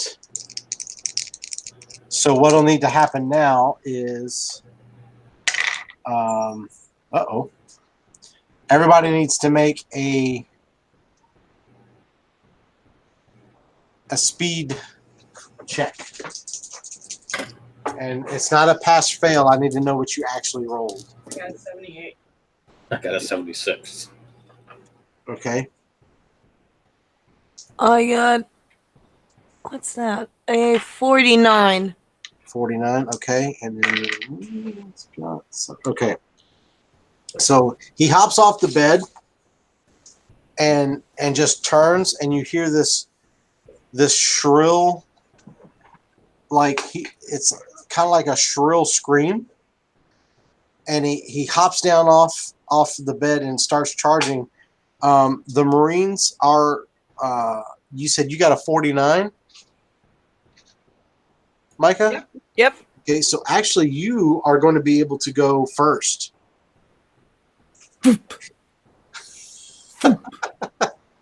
I'm taking it that's a trank pistol sound. Yes. All right. I need to look very quickly at what the hell. Actually, it does. Has potential to knock target unconscious. See box text. Target must make a body save at advantage or fall unconscious first. Okay. All right. So he gets a body save at advantage. All right. 1. Well, because he had advantage. Well, fucking A. So in this case, Rush, do you know would she still have to roll combat versus armor? Oh, yeah. I guess you do actually have to roll to see if you hit. Sorry. Not that I'm trying to screw you over, Mike. I just No. This is a first time for everybody. So at least that's how I stick. I have the same weapon, so I was trying to. If you catch me doing something wrong, by all means, remind me. So yes, you have to make a combat roll, Micah. How do I do that? So if you look at your character sheet, you have one of your stats is actually called combat. Oop. I rolled a 2. That's good, right? Well, possibly. Here's the thing. The way it works here is when you're making a roll, it's whoever rolls the closest to their stat without going over. Oh, shit. Yeah. So it's a solid success. Dang! But if I roll my instinct here, so actually I rolled a 9 on my armor save. So that's higher than your 2 without going over. So actually you missed, or it doesn't affect him. And if I'm correct, when you roll combat, like she did, if she rolls over, you don't even need to roll armor, right? Correct, because she missed. Gotcha. Okay. All right, so you fire a dart, and it goes whizzing past him. Now the Marines are just like, shit, and they take shots. So the Marines have a combat of 30. There are Marines next to them. So because there are Marines next to them, they get a +5. So that puts them at 35. And then they all have military training. And military training gives them crap. Hold on 1 second. I should have wrote this down when I made them up. Like what their adjusted combat roll was. My fingers don't want to work for this skills. Skills. Wow, dude, I cannot find the skill page. Morgan, help me out. Skill page. Train skills, page 5. Military. Standard basic military given on military personnel. Well, I don't know if it actually gives them anything. I think it's just generic. What the hell?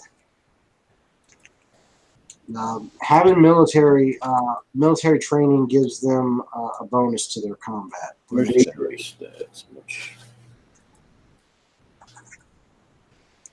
God damn it. What's happening is I'm trying to flip the pages and like multiple pages are shooting by. Here we go. Military training. Standard basic training given to all military personnel. Wouldn't it just give them the plus 10% for having a trained skill? Yes, I believe it does. Firearms. Okay, yeah, it should give them plus 10. All right, so their combat would be 35, 45. All right, so here we go. So Jackson freaks out and he takes a shot. He hits. Reyes takes a shot. He hits. And Franks shoots wide. They're both using pulse rifles. So they both hit. And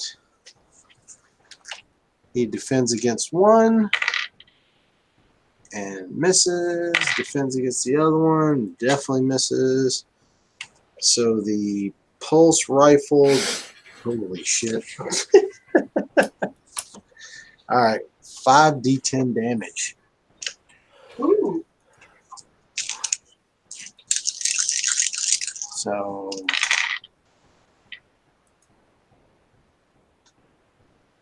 8. Now you really need the calculator to count up this damage. All right, so that's one hit. Yeah, I got a die roll for that. 10, 18.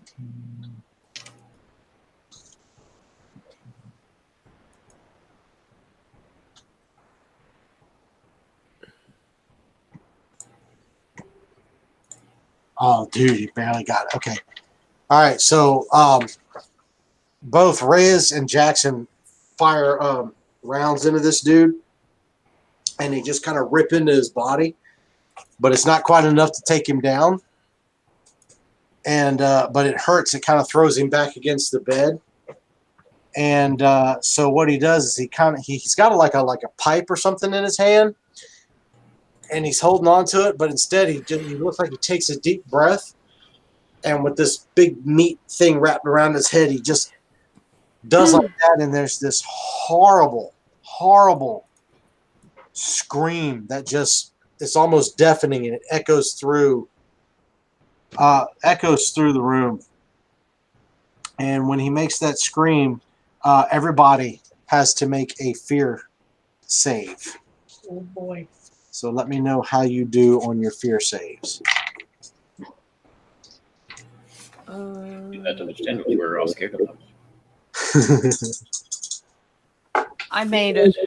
Oh, I made it.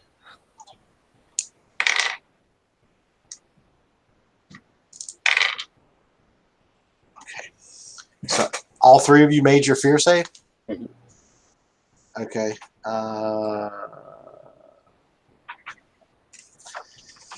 So this horrible scream rips through.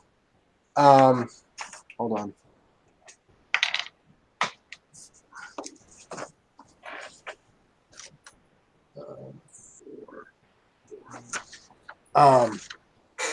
And when it does, you'll notice that Jackson and Reyes both are kind of like, they kind of tense up a little bit. Franks, who missed his shot, just seems like he's unaffected. And you guys, it's a terrible scream. It hurts your ears. It's kind of blood curdling, but it doesn't seem to really do much to you. And at this point, so you seem like you feel fine. And now it comes around to being Double Tap and Lucy. It's now your turn to act. You want to go ahead? Don't matter to me. She's gonna fire. She's got a revolver, so Okay. she's gonna fire at him. Oh. All right, so go ahead and roll your combat.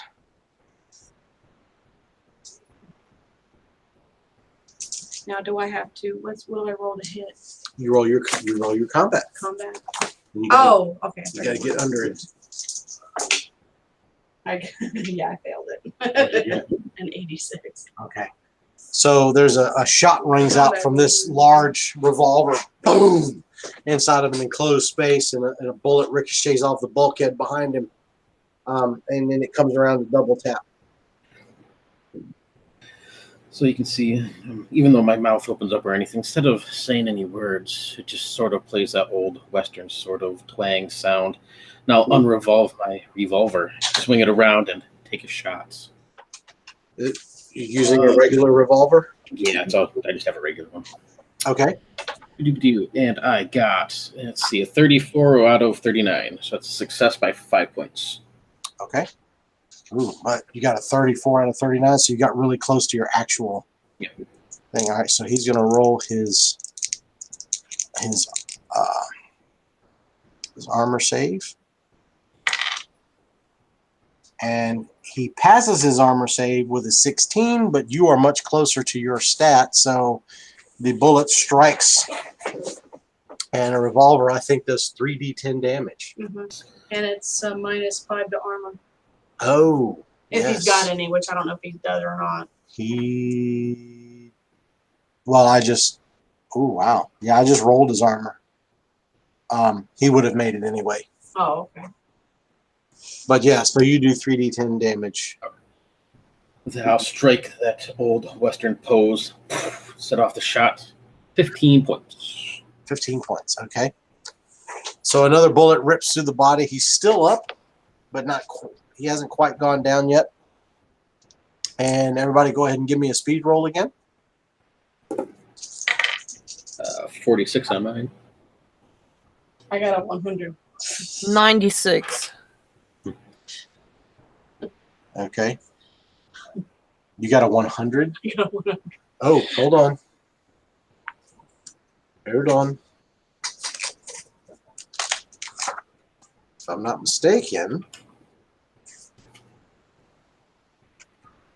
let me double check something.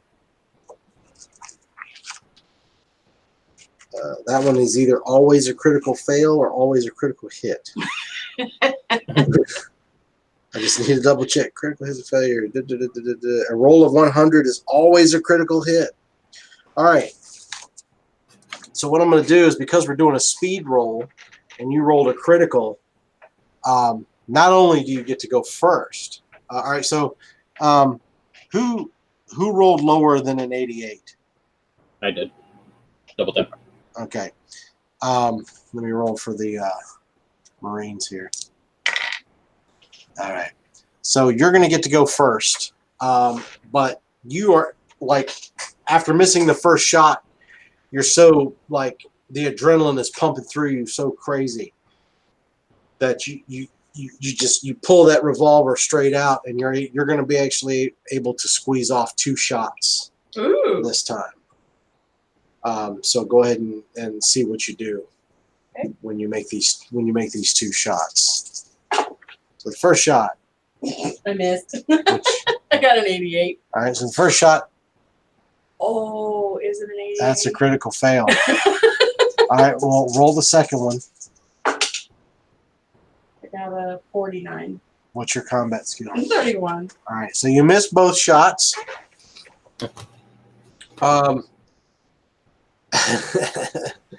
So you squeeze off 2 shots. Boom, boom. But the first shot, you actually strike an O2 bottle that is back behind him. And once you strike it, you see this, it just goes like that, and it's venting out into the space. And because of the temperature and everything, there's like this cloud of, it's almost like a cloud of fog. It's like medical gas, and it's like starts to fill up the room, and the bottle comes down off the wall and starts bouncing around in the room from the pressure being released. Everybody may need to duck. What did you get? What did you get, Morgan? 46. 40. Okay, so you're definitely, is that a, okay. For my speed check, you mean? Yeah. Yeah, 46. What's your speed? 32. Okay, all right, so that's actually a fail on your speed. Okay, so the Marines are going to get to go first. Jackson rolls his combat. Ooh, he misses, even with the help. Next guy misses. Franks. Okay.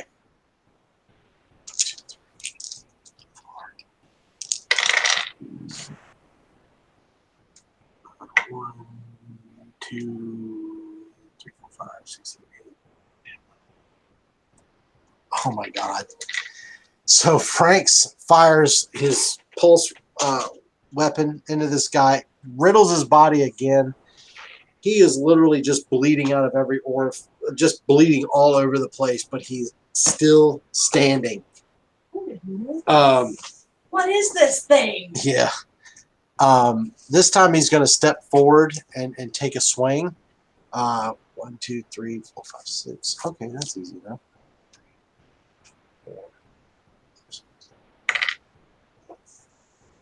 All right, he's going to step forward. He's going to actually take a swing at Reyes and miss horribly. So he comes forward with this like pipe that he has, and he swings, and it's not even. He's just been riddled so full of bullets. He can barely lift his arm. He swings at Reyes. It's pretty pitiful. Which now brings us to, I believe, either double tap or Liza, whichever one of you guys wants to go. Up to you. What? You want to go or you want me to go? You go first. I don't trust the so-called scientists. Okay, let's see. I got a critical failure. Oh, 66. that's on your attack? Yep. Shit. How does this keep getting worse? I already knocked the medical gas off the wall. O2's flying everywhere. I accidentally hit the combustible. I'll tell you what. Give me. Let me roll a d6 again here. 1, 2, 6.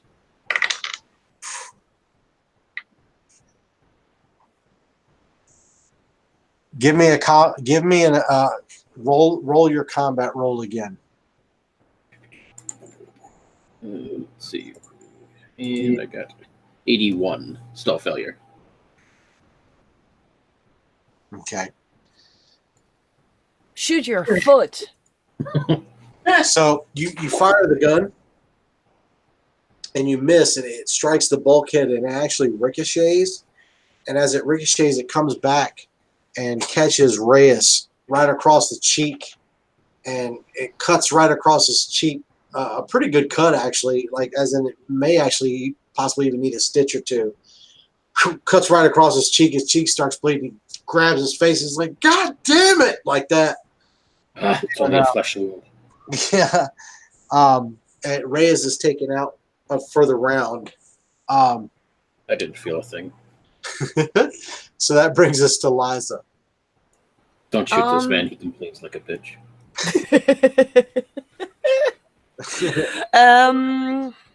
I actually tried to tranquilize him again because I'm really curious about what's going on there. So, hopefully. All right. Give me that. I rolled a 32, What's your combat? 37. Ooh. That's good now, right? Yes, that's you pass and you're really close to your stats, so that's very good. So he has to roll his instinct, and he fails. So you hit him. So with the Trent gun, he now has to make a body save at advantage. That's the problem, is it's at an advantage. So the first body save is fail. Second body save is also a fail. So he's bleeding out, blood pouring out of him. Dart hits him in the chest. He's lost so much blood, there's no fight left in him really, and he just he raises his pipe like he wants to hit you again, and he just pitches right over backwards into the floor. And he's now laying there on the floor with this meat sheet over his face. I immediately rush over, holding out my med scanner again. Okay. So the way that works is you have biology, correct? Yes, sir. Okay. Do you just have biology, or do you have the next skill up the tree? I have genetics too. Okay, but they're both of those skills are at the No, genetics is so expert. okay, that's what I'm asking. Hold on. Biology. Oh, you do? Oh, so you're expert. Okay. So what you do is, as you're using that scanner, you'll make an intellect check, but you will plus 15. So basically, whatever your intellect is, you add 15 to it. Okay, I rolled a 45, and my skill is 51, so 66, right? Okay. So what is your intellect normally? 51. Right. So add 15. So that makes it 66. And you rolled a what?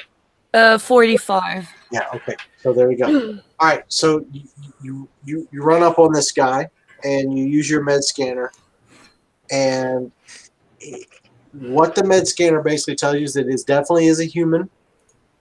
And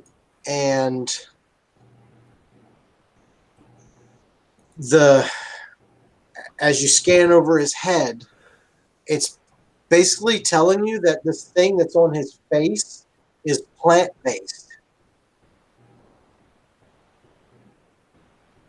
And as you're looking through the scanner, it appears to have a hold of him, and it almost looks like a flower that's been turned inside out, and the pistil of the flower is in his mouth. I look over my shoulder and I say, have you ever seen the movie Alien? I know it's super old, but I always liked that old fashioned stuff, and they had those face huggers, we call them.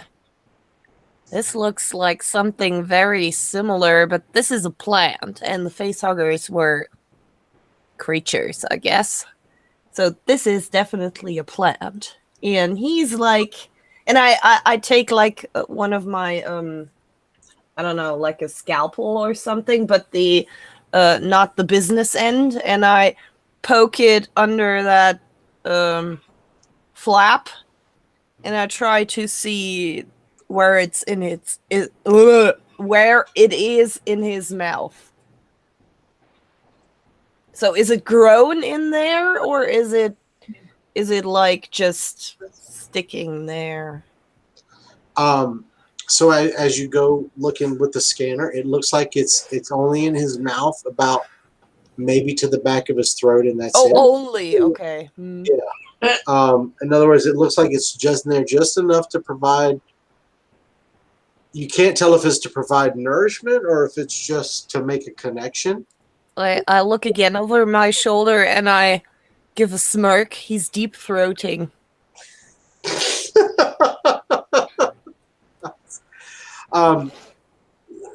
As you look through your med scanner, what's one of the things that you notice is that his brain activity is very abnormal for a human.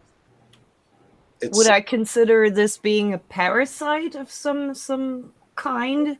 A plant-based parasite? That would be a good, possibly a good guess, yes. It's a plausible theory based on your biology background. And again, I look over my shoulder and I say, I guess I found, or we found out what's compromised the ship. Lucy's gonna walk over and lean down and start to inspect the body to see if she can find any kind of identification or key cards, door keys, that kind of thing. She's gonna go through his pockets. Do you have Rimwise by chance? I do not. You do not? Okay, so... she does. Yeah, well, but she's working the med scanner. Give me an intellect roll real fast as you search through. Oh, I got a 12. Okay, so you do you see that he is wearing a typical uniform. On one side, over one pocket, it says ISV Alexis. He's got on the other side. Looks like he's got a name tag stitched on, like you see in the military. It says Jacobson, and that's all it says is Jacobson. You do search through, and you do find what looks like he may have some. It does look like I guess for lack of a better term, a swipe card, possibly, that would be used for doors and things like that. Okay, she's gonna take that, and then she's gonna tell everybody. It looks like he was a crewman of the Alexis, so it looks like, as far as we know, this is the correct ship. This is the Alexis ship that we were looking for. And the crew member, his name is Jacobson. Yep. No first name. Is there any sign of more plant-based material in this room? Like, is there growth on the wall, or can we say that he went to the med bay with this thing already in his throat, or did a fight happen and he was attacked here, or any signs of whatever going on? You don't see any evidence. It's not really easy to determine why he may have been in here. He could have just been aimlessly wandering about the ship, for all you know. But you don't see any growth on the walls or anything in here.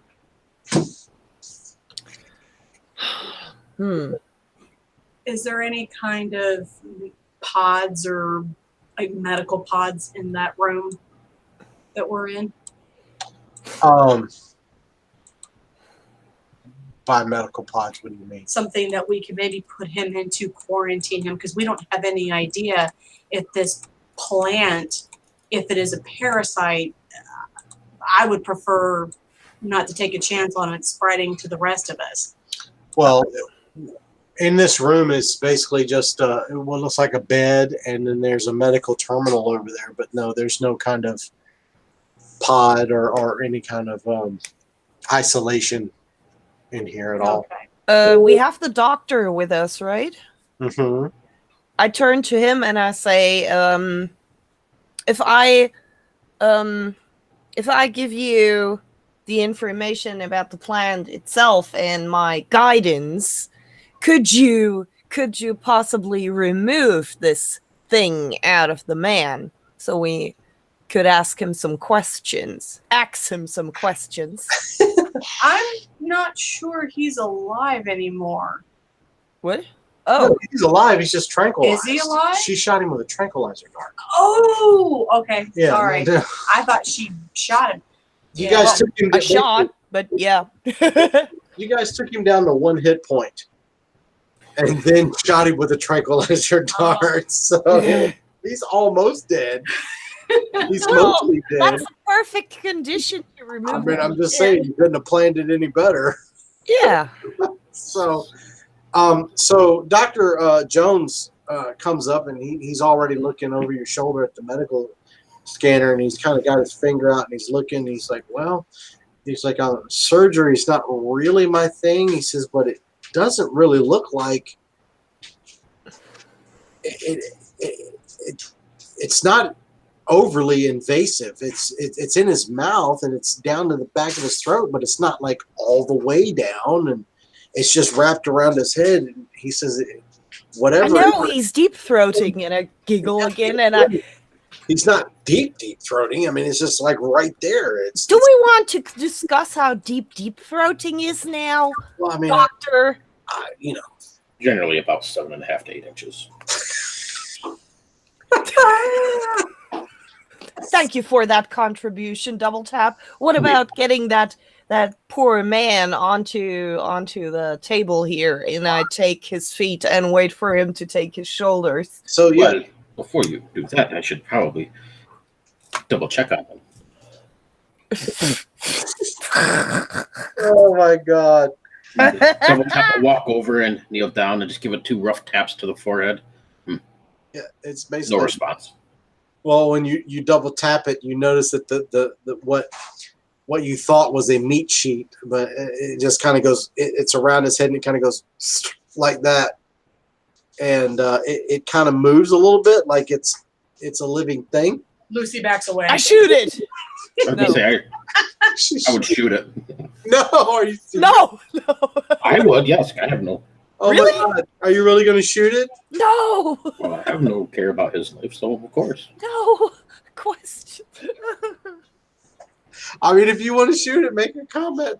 But you have to do a double shot then. Yes, 2 shots. I got the 27. You got a 27? Oh, Of course you made it.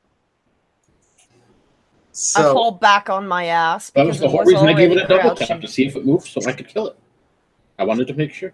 So he stands up, and as the doctor is grabbing him by the shoulder, of course, all of a sudden a revolver comes out of nowhere and just this thing open, blows the guy's head open, and switches, and the Marine officer grabs Double Tap and like throws you off to the side of the room, and the doctor like drops him, and he's like, God damn it, man!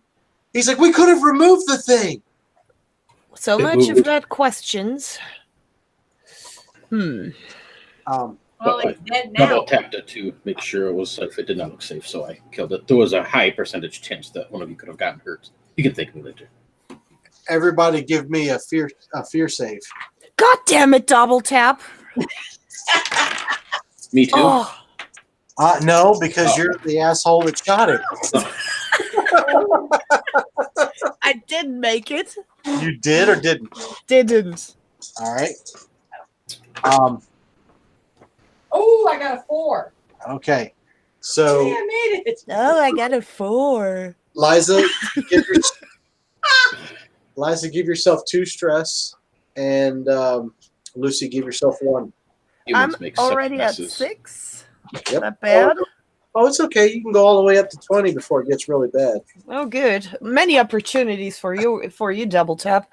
It'd be much better if you didn't have so much matter inside of your skulls that makes such a mess. I really like my matter in my stuff. In my what? In my whatever it is. Yes. So this guy's now got a canoe Yeah. down through the middle of his head, and Great. the doctor's like super pissed. He's like, we could have removed this thing. He's like looking at you, Double Tap. He said, we could have removed this. We could have studied it. If one gets stuck to you, then we will study you. I double tap the doctor as I pass by, and I say, I kind of have a feeling that this won't be the last one we've seen, so He just wait. kind of looks at you. He's like, could you guys not control that thing? and he grabs his stuff. He's like, he's definitely pissed off. Why is that my responsibility, Doc? It's not mine. Well, it's mine neither. Why do you refer to me as a thing? Because you are. You are man-made. Because only a thing would have shot a man that he was knocked out. He was unconscious. You know, what are you going to shoot a heart attack patient right before we do open heart surgery next? Well, if he has a meat blob onto his face and he's deep throating a stem, then most certainly. Yeah, in his defense, yeah, actually not me. but still. If the stem was much shorter and was only a couple inches, it wouldn't have been such a big deal. But I was afraid he could have gagged. Yes. All right. So now this dead man is laying in the floor. Dead. After the bullet wound, the thing that's wrapped around his head just kind of loosens, and you can definitely tell that it doesn't appear to be alive anymore either. Come on, woman. Do I have a container or something? Do we have a container around here? You might be able. You could probably find one in here. I want a clear container. Okay. I have ideas. You can probably find one in the room that's like a biohazard container. Are you looking to stuff the? Yeah. You could probably stuff it down in there and get the lid on. But I want a clear one. Oh, that's no problem. Okay, I put it in there. Okay. All right. Okay. So there we have it. There is now a door to the south with windows. It appears to be another one of those double door things. As you look through the door to the south through the window, you see another door, and it says the words on the door say engineering emergency access. Can you give us power, maybe? I say to Lucy. Well, you got to get over there to the door. Jackson uses his tool to manually open the door. Unfortunately, because this is an emergency access to engineering, it doesn't have the manual tool receptacle to be able to force that door open. If you look through the window, though, you'll notice that you see the engineering space. You can see the you can see the generators. You can see the faster than light drive core. But if you look, as you look in the room is tall. This room is 2 decks tall. And as you look up, there is a catwalk up above and what looks like a control station at the very back of the room, but it's on the next level up where that catwalk is. So it looks like you would walk into the catwalk and look down at all the engineering, the engine core and all that stuff. But this is like an emergency access door, so it doesn't have an ability for you to transgress inside. Let's go back to that ladder and access the second floor. Maybe we can enter from that side. Okay. It would really be beneficial if we had some power here. This is making me crazy. Yes. So you guys get out to the where the lift is, and of course the lift is got no power, but there is a ladder that goes up. And so you guys want to, I guess I'm assuming, probably go up the ladder. Yeah. Yeah, and I say to double tap. You should check if something's moving up there first. I'm not quite sure. My nerves are rather frazzled right now. What? Are you serious? I never jest. So the the Marines go ahead. They start to make their way up, and there's actually, as they go up the ladder, there's like a catwalk up there. And as they get up there, it puts you on a grate. There's a grate up there where you go up the ladder, and there's an area up there that puts you right into a hallway on the main deck. And that puts us at the 2-hour mark. So I'm going to give everybody a chance to go ahead and go to the bathroom, take a bio break, and grab yourself a drink or a cup of coffee. And we will be back in about 5 minutes. Okay. All righty. See you all shortly.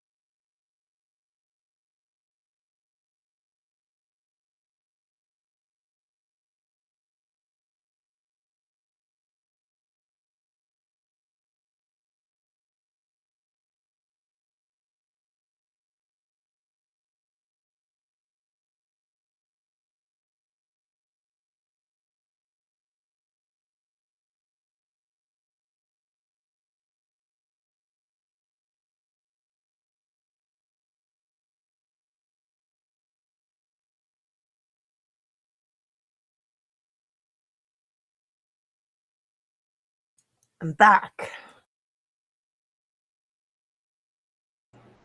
I'm here.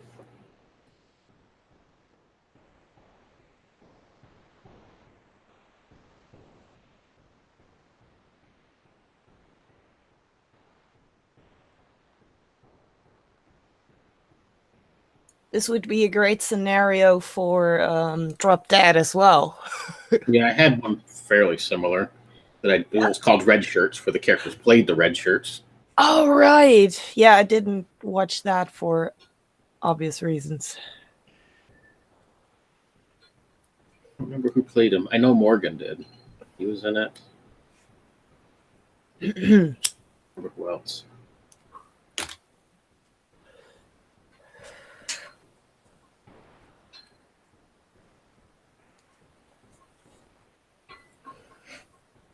But we haven't killed a red shirt yet. I'm trying. You're killing information. Possible information. It doesn't impact me any. You're a selfish android. I do not know what selfish means. Never mind that I'm a linguistics computer. I do not understand these human words. That proves that linguistics isn't only science, but human component as well. That's right.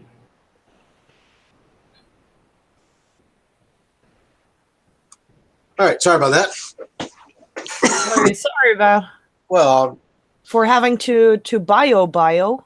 well, I was making coffee because Yeah, sure. Or you combined both. oh, Don't tell me. I must to have the coffee. It is a must. Must, I know. I know. Miss Latte Macchiato. Mm. I got some Kona coffee coming in next week. I can't wait. What coffee? Kona. Ooh, Kona? Hawaiian Kona. Extremely Hawaiian. expensive coffee. yes. Oh, man. Kona coffee. They grow coffee in Hawaii, and it's actually pretty quality stuff. Man, when I'm ever close to your coffee shop, I will invade it and I demand a latte macchiato made by you. Yes. I'll make it the proper way. Don't worry. Oh, man. Little bit of shit talk going on. I tell you what, man. The damn Germans.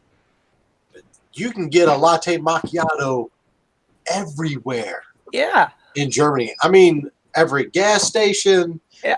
Everything.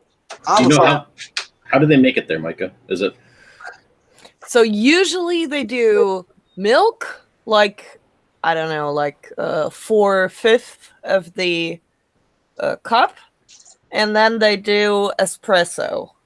okay? And but not everyone. I mean, there are like See, those. it's so weird Huh? because a macchiato is one of those things. We do a traditional Italian macchiato at my place. Starbucks does kind of what you're saying of, which is what Yeah. we call an upside down latte, because they build Okay. it upside down, but it's the same thing. Where our macchiatos is basically we do 2 double shots, so it's going to be a total of 4 shots of espresso, and then it's topped off with a dollop of milk foam, and that's our macchiato. Yeah, but that's not so. Latte macchiato, at least here, is like only you really only have a dip of coffee in there, right? So I can drink basically the whole day because it just doesn't matter. But here's the thing: in Germany, when you get milk, the only way that we, like you and I, Morgan, can get milk that tastes like what they drink in Germany is to go to a damn farm. Really? Yes. Okay. The milk that I had when we came to visit you in Germany was nothing like I had ever had. Okay. Never had milk like that before because in America, it's always processed. It's always full of stuff. And I told Michelle, I was like, when we opened up that milk and drank it, I'm like, this has got to be the tastiest milk I've ever had in my entire life. Huh. I didn't know that. I mean, we process it too. But You know, not to to make the same degree. That's the Really? Wow. Okay. So our milk here Interesting. is not like yours, just like the eggs.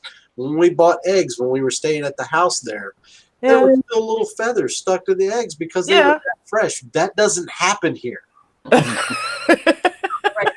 Not in the regular grocery store. No. Okay. It's like, and that's because all the eggs are stark white and you know Mhm. it's a different.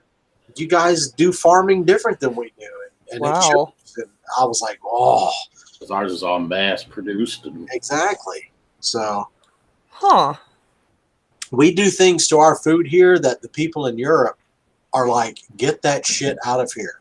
it's called high, But put high fructose in everything. But your food tastes great. Because high fructose is in everything. All right, so you guys get up the steps, and Hopefully. yes, everybody's able to get up. You're now standing, and I'm going to go ahead and screen share again. If it matters, I will be kneeling like a cat since it's a catwalk. Nice. God. Oh God, an android with puns. Here we go. All right, so you're going to be right in here, and so you come up, and you've got a door heading to the north, and then you've got an open space to the south. And to the south is, of course, where you saw the engineering space. So, Well, let's head over to the engineering space Yep. all right. So you because we move. can finally get some power in this place. So you move into this platform, and I didn't realize when I described earlier when you guys were down below, this is actually open to below. So when you were standing over here, looking up, you would have seen like up into the upper deck from right over in this area. Okay. So I screwed that up. I'm sorry. So as you get in here, you'll notice that there's a door on the left and the right. The left-hand door looks like it's a storage area. The right-hand door looks like it's got more medical beds in it through the little glass windows that you see here. And then there's a long hallway which ends into a 15-foot hallway which ends into another door down here at the bottom. So it's up to you whether you want to explore either of these two spaces or just move to the door. I like to move to the door because I don't want to see another plant. Yeah, let's first try to get some power. Yeah. All right. Yeah. So you get down there. There's a door. It's another one of those, there's a door, and then 5 foot later there's a door. These double doors are done for safety, for air. So you're able to get through one and use your tool to get through the other. When you get through the other, you are now in the catwalk of the engineering space. So you see a catwalk. If you look over here, like as you look down, you see this stuff down in here, which is, you see thrusters down in here. You see the drive core here, different things, generators. But you see a long catwalk, and 15 foot down, there's a set of terminals. The set of terminals look like they have a little bit more power, but not much. But then at the end of the catwalk, there's a huge terminal at the end with two smaller terminals to the left and the right. And you're guessing that's probably the main engineering terminal. Okay. So Lucy's going to walk over to the main engineering terminal and take a look at it and see what kind of power she's got to work with. Okay. So, excuse me, sorry. As you're over there, give me an intellect check. But you're going to be, because it's basically computer terminals and you're trying to figure everything, add whatever your intellect is. Because of your skill, add 15 to it. So that would be 60 for you. And then try and roll under that.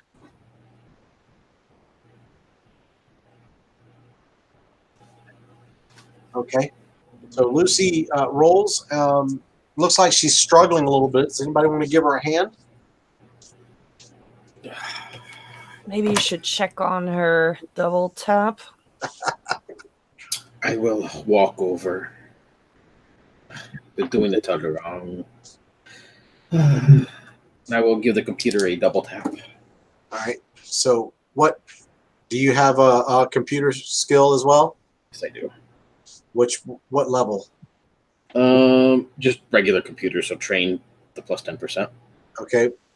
So what you're going to do is, so you'll add 10 to your intellect. You'll try to roll under that, but because Lucy is standing there helping you, and she's actually got a better skill, even though she failed, you'll get to roll with advantage. So you get to roll twice and take the better roll.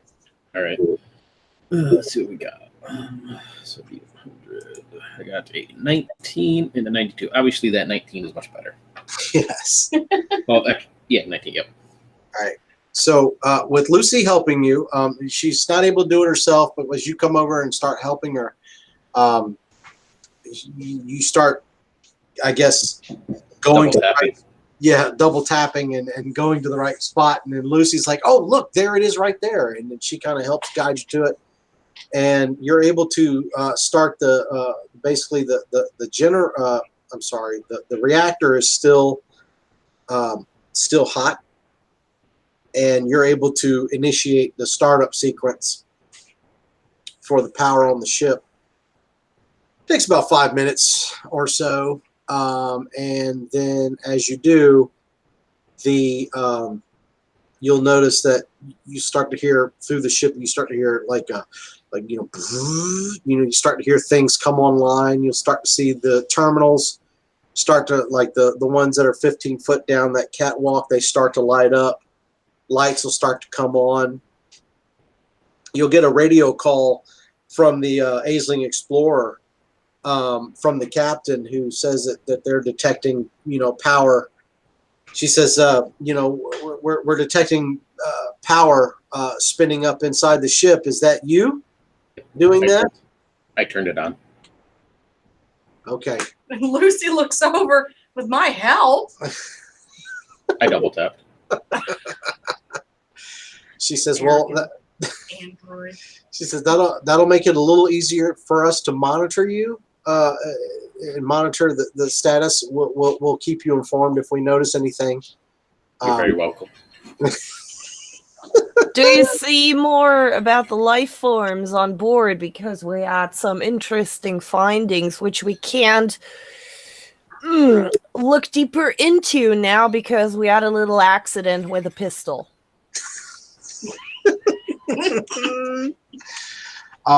She says, "Yeah, in a few minutes I can try and run another scan to see what I can come up with."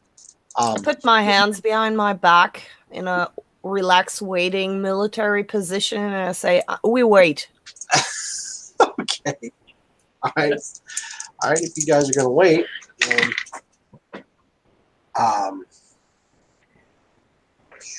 Would you like to play chess, Liza? Don't tell me you have a chessboard with you. I might. I might. It's one of those little mini ones. She says, okay. She says, "We are running scans on the ship." She said the Alexis is shielded very, very well. The hull is shielded very well. She's like, we should be able to zero in, but it's going to take us a little while longer. She says, I don't know if you'd want to wait or not, or. Well, I could lower the shields. Just wait just a moment. No, it's not an energy field. It's literally the hull of the ship is shielded in its construction. It's very hard to penetrate with our sensors. I look at Double Tap and I say, "Don't ask now if we should make a hole into the hull." He looks at you and his eyes actually widen, and I was just going to ask. I knew it. Jackson, how much of a hole can you? Oh gosh. Perhaps it will be able to penetrate deeper. Jackson looks at you and he goes, "None." I'm not punching a hole in the ship. Rez, what kind of weapons do you have on you? No holes. No penetrating. And nothing combined. I don't understand humans. So there are 2 terminals in here if you want to try and access anything. Yeah, okay. I want to try to access and see if we can gather any information about if there's any kind of logs, if the ship kept logs about what may have happened to the crew. Okay. So you make your way over to one of the 2 sides and you access the terminal. So give me with your hacking, so that adds 15. Double tap the stairs over your shoulder. 36. I'm sorry, what? Double tap the stairs over her shoulder the whole time. Are you going to assist or just stare? Just stare. Okay. It's important to know. And she's gonna look at him. Do you mind not looking over No. my shoulder? It's creepy. Rush, we can see Not your at all. porn. Oh, sweet. Oh, really? You were showing porn? No. No. God, did you notice how she got excited? I don't know how I feel about that. The internet is for porn. For porn. There should be a Word document in here. Why don't I not see it? There should totally be. Okay. That's weird. There was a Word document in there.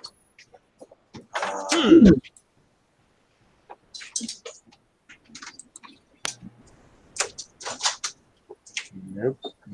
What the heck? Probably saved it somewhere entirely else. Oh, it's in here. Sorry.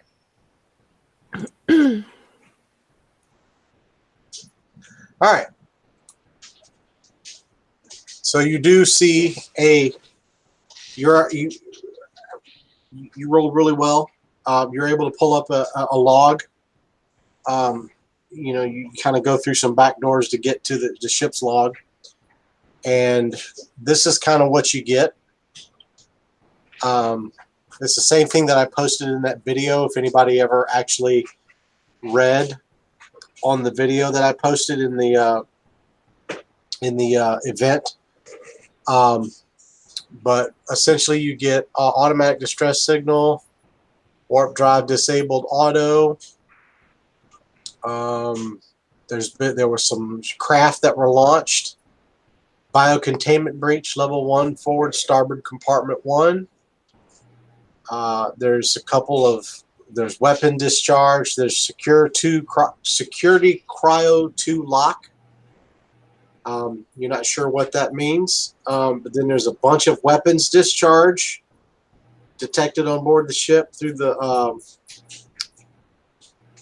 log. A whole lot of them. Then there's an explosive discharge. You see a decompression, more weapon discharge.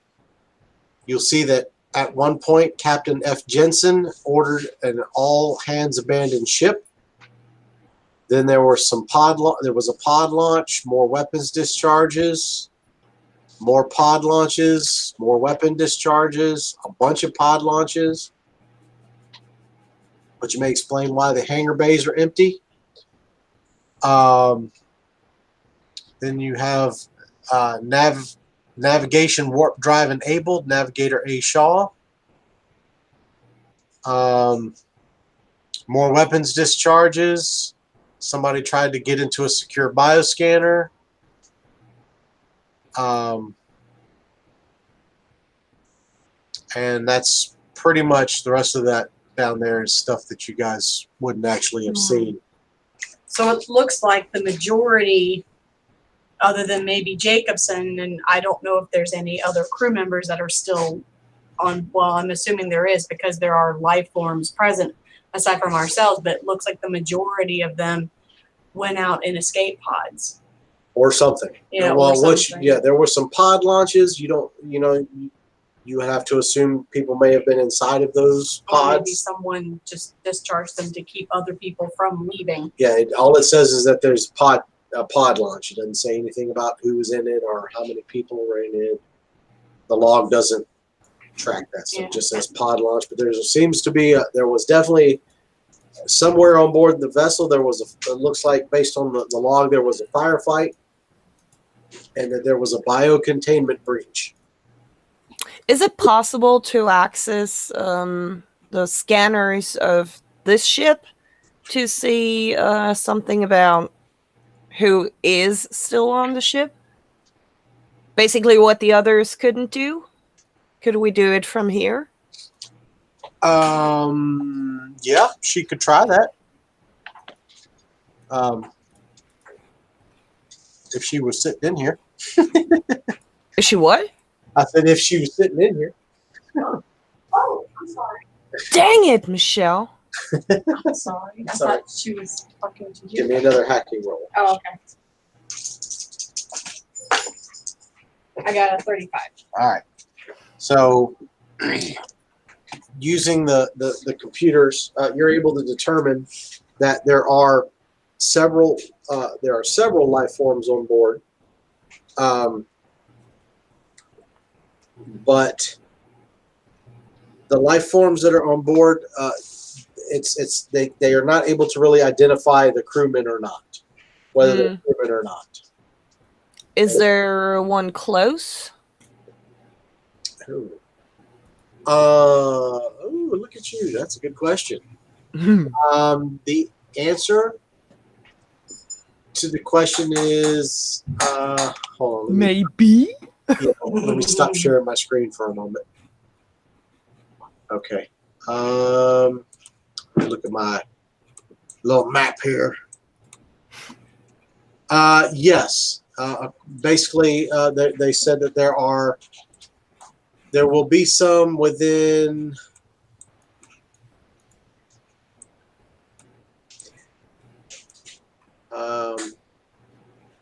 50, 100, within about 200 or 300 meters. That's not close. Well, feet. Let me do feet. 5. Let's see. 50, 100, about 200, 200 or 300 feet. Which isn't super close, but I mean, this is not a small ship either. So. In which direction? It would be to the north. Or to the others. Yeah, basically, you went. You probably went 150 feet south to where you came up onto this deck.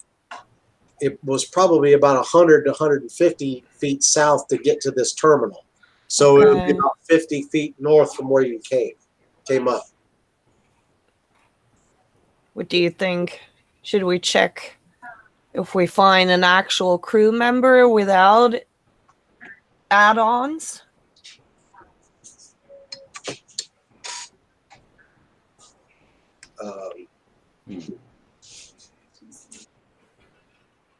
I will happily shoot more people. Well, let's not shoot immediately. If it's without an add-on, we should keep him alive. And if he has an add-on, I would like to tranquilize him again and see if we can remove the thing without killing him.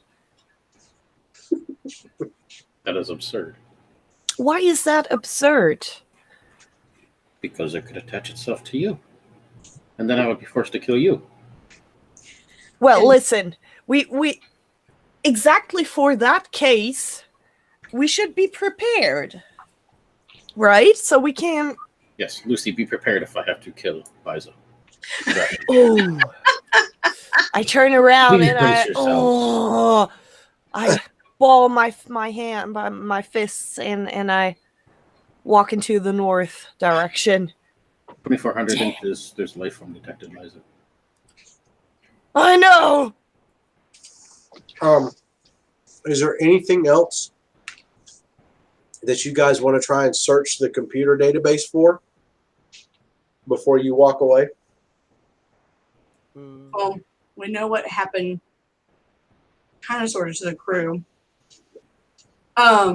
Should we send this information over to our ship? Oh yeah, maybe we should do that. Yeah. So I can get on with my comms or whatever I have. And, oh, Captain, I've been able to break into the system here. I'd like to send you a bunch of information.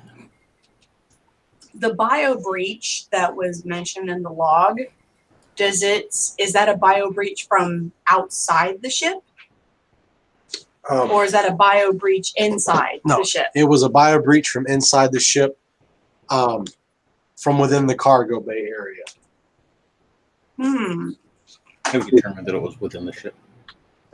So maybe you wonder if it didn't come from the outside, then maybe something on the inside broke out. Maybe there was some kind of container.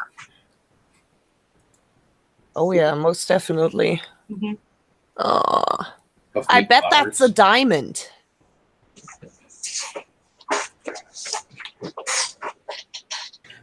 Liza, I understand you're not the best scientist, but plants and diamonds are not of the same chemistry makeup. They're actually quite It's a different. metaphor, android. Metaphor. Linguistics. Oh, I'm quite skilled in linguistics. Any language you can want. I know, you mentioned that. Almost not. Oh, she's really getting frustrated. You see her, like, trying to calm herself down and count to 10. So she's going to interrupt the double tap and Liza and say, okay, why don't we look to see if there's anything in the computer for a call sign diamond? So she's going to go and see what she can find about any kind of diamond. Oh, that makes actually sense. Right. I'll stare over her shoulder. And I got a 97. Wow. So I didn't get anything. Yeah, you're punching the things and you're searching directories and you're struggling to find anything. You double tapped incorrectly. Do you assist or do you just provide commentary? Commentary. She looks at him. You could help, you know. Indeed. Would you like my help? Well, yes. All you had to do was ask. All right, so yeah, you have to now make the check with her, basically her help, because she's already tried and failed. Let's see what we got. So do I still do it at advantage, or is that just for the Yeah, help? if she's helping you, you'll get advantage, but you'll have your skill plus 10 instead of 15. Okay, so 36. Oh, geez, 56. That would be a 50 and a 37, so 37. Just Which 37. is, yes, it does. Okay. So as the two of you sit there and you're punching at this keyboard, you come across double tapping the keys. You do find a hidden file that discusses basically it's a security protocol for something called call sign diamond, and it explains that in the event of a containment breach or ship compromise, call sign diamond is to be placed in cryo storage or into cryo sleep. So there's a security. So you find a file it's a security protocol for call sign diamond that, in the case of this, call sign diamond is to be placed into cryo. And then there's another file that says call sign diamond details. And when you open that file, or when you access that entry, it basically says for the details of under call sign diamond, it basically it's call sign diamond, and then there's an equal sign, and then it says Jennifer Kilgannon. Ooh. Do we know what do we know that name? The gentleman that hired you is Sir Robert Kilgannon. Mm-hmm. Oh, I wonder if this is his daughter. So she's code signed Diamond. I think they put the diamond in frozen ice. what? Yeah, what? It clearly says that to call sign diamond. Let's see. Cryogens, diamond, ice. Strange. Yours is very strange. We should check the ice cube freezer. Are you malfunctioning? This is what it says. Do you not understand linguistics? I close my eyes.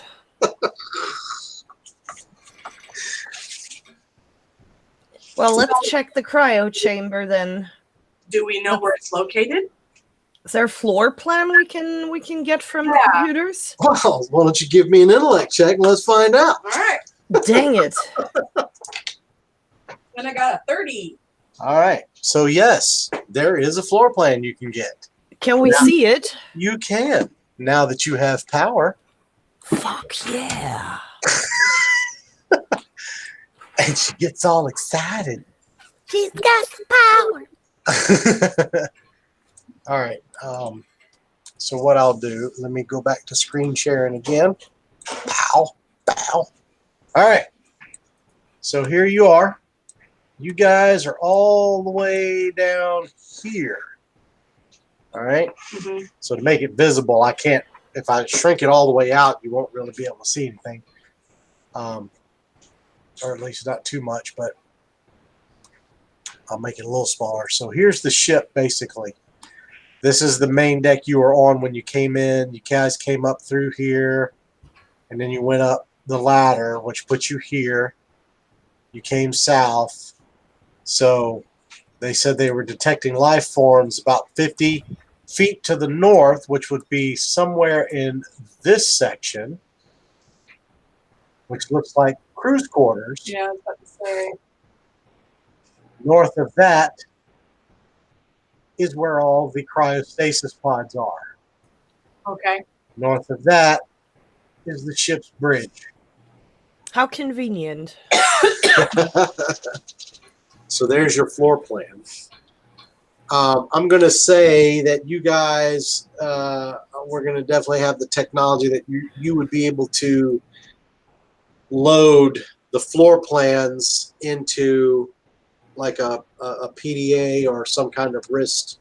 Or we can print it out. Well, I was kind of going for the aliens feel, but you know, you being a computer scientist, you've probably got a forearm mounted display that you can bring it up. My pit boy. Yeah, your pit boy basically floating out. But you're able to, you would be able to transfer that image over to that, so you would now have the ability to see the floor plan of the entire ship. Okay. So she looked at her arm and she's looking at the floor plan and she says, okay, it looks like the cryopods are this way. And she points up in the direction toward the deck. Yep.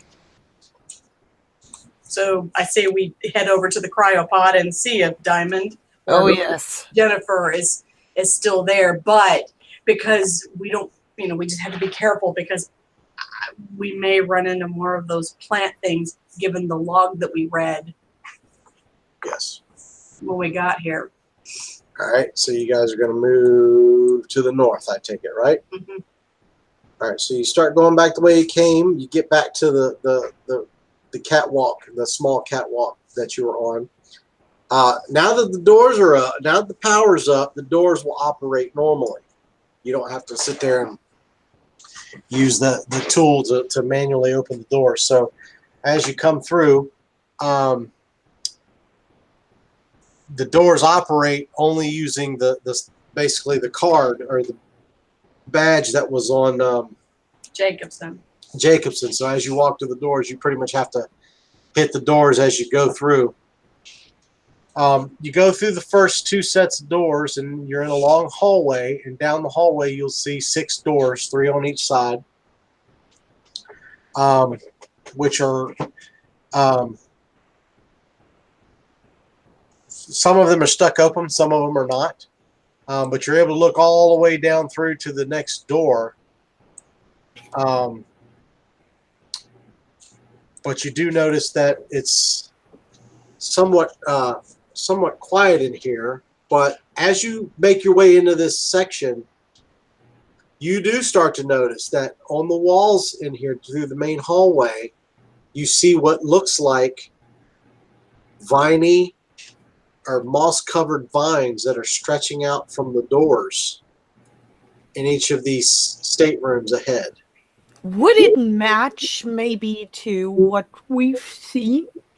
Well, the only thing you've seen so far is like what looks to be a red, meaty flower type looking thing. Yeah, do we see Mama's tentacles growing on the wall? No, That's what I'm asking. Well, you see what looks like green fuzzy tentacles on the wall. Oh, so a brother. Okay. Well, basically, oh, dang, or the dad. Basically, using your scanner, or you being a biology, you would just see that it's obvious plant. Yeah. It's a plant roots is what it looks like. Okay. But you're still standing at the door. So how do you want to proceed down this long hallway? Just I want to avoid the plants. move slowly. But we should look or check maybe one room to see what we're dealing with. Don't you think? Well, I think we can take care of this quite quickly. Can we? Certainly. Lucy has access to the computer terminals. Why don't we simply depressurize the ship? Because we're in it. Yeah, that's not going to work, Double Tap. Perfectly fine. Maybe And I can after go through we're that. gone. I will be able to finish the rest of this without you. You know, God, Double He is- Tap, I do have a hand welder. so, Point understood, Lucy. as It was just a recommendation. so the first open door is actually down in the second set up here. As you start to move up the hallway, you start to hear a sound. And the sound is kind of like tick, tick, tick, tick, tick, tick, tick, like a skittering on metal sound. As you start to make your way up toward the doors. As you reach the open doors, before you actually get a chance to peek in, up here at what looks like the intersection, you notice that through one of the side doors, which is where it looks like maybe possibly where the bathrooms are, you notice what looks like an insect comes out. Kind of like an insect. It looks a little bit like a grasshopper. It's got a green body and 6 legs. Yeah, that's too much. I step to the side and look to Double Tap. I grab Frank's and shove him forward. So let me finish describing what you see. Because it's still 5, 10, 15, 20, 20. It's about 30, 40 feet down the hallway. It's got kind of a thick body. It's about the size of a really, really large cat or a small to medium-ish sized dog. As the bug comes out and it's got the 6 legs and you hear it go tick, tick, tick, tick, tick across the metal, the one thing you notice is where the head should be looks like a large red flower. Yeah, 2 legs and a flower too much. And it stops and looks down the hallway and sees you guys. And it just kind of stops. And you notice it kind of crouches down on its legs and then stands back up again. And you see the flower kind of tilt left and right. And it's looking down the hallway at you guys. But it hasn't really moved yet. Lucy looks at it. Is that some kind of pet? Who would keep a pet like that? Hello? She looks over at the Marines. After you. With that, everybody give me a fear save. But remember that when you, so the way, hold on, where's your, let me, I'm sorry. Make a stress check. So the way you make a stress check is you roll 2d10. It's not a percentage. It's just 2d10 and you add them together. You're trying to roll over whatever your current stress is. So if your stress is 5, you need to roll 2d10 and roll over a 5. I got a 55. No, you Yeah, I got made 10. it. Oh, I got a 10. So you're good. Okay. What'd you roll, Micah? 15. Oh, okay. I got a 6, if that matters. I'm still above though. Yeah, because you really haven't taken much stress yet, have you? Nope. Okay, so everybody rolls over their stress, so you're good. All right, you made your stress check, but you're still going to add 1 stress to your. And this includes you two.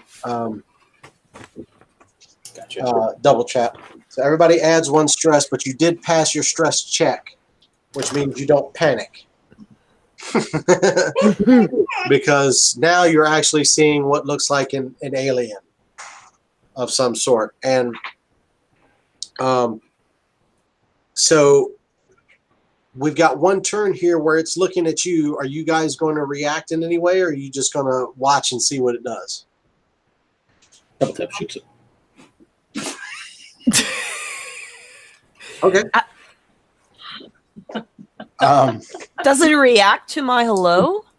Oh, did you say something to it? Yeah, I said hello. Oh, in that case, I'd wait. No, it does not. It does not react. Oh, then I shoot it. Okay. Give me a combat check. Let's see. 33. Combat is 39. So I guess it would be a success. Critical success? Oh, 33, huh? Yes, that is a critical And hit. it's 6 below whatever the number. My combat's 39. Let's see what break instinct is. Okay, well, he made his roll, but you got a critical, so you're good. Okay. Did you I don't know what that does for an attack, though. So. revolver? You shot him with a revolver, right? Yes. Did you subtract the 5 for the armor? Because instead of minus 5. No, this wasn't.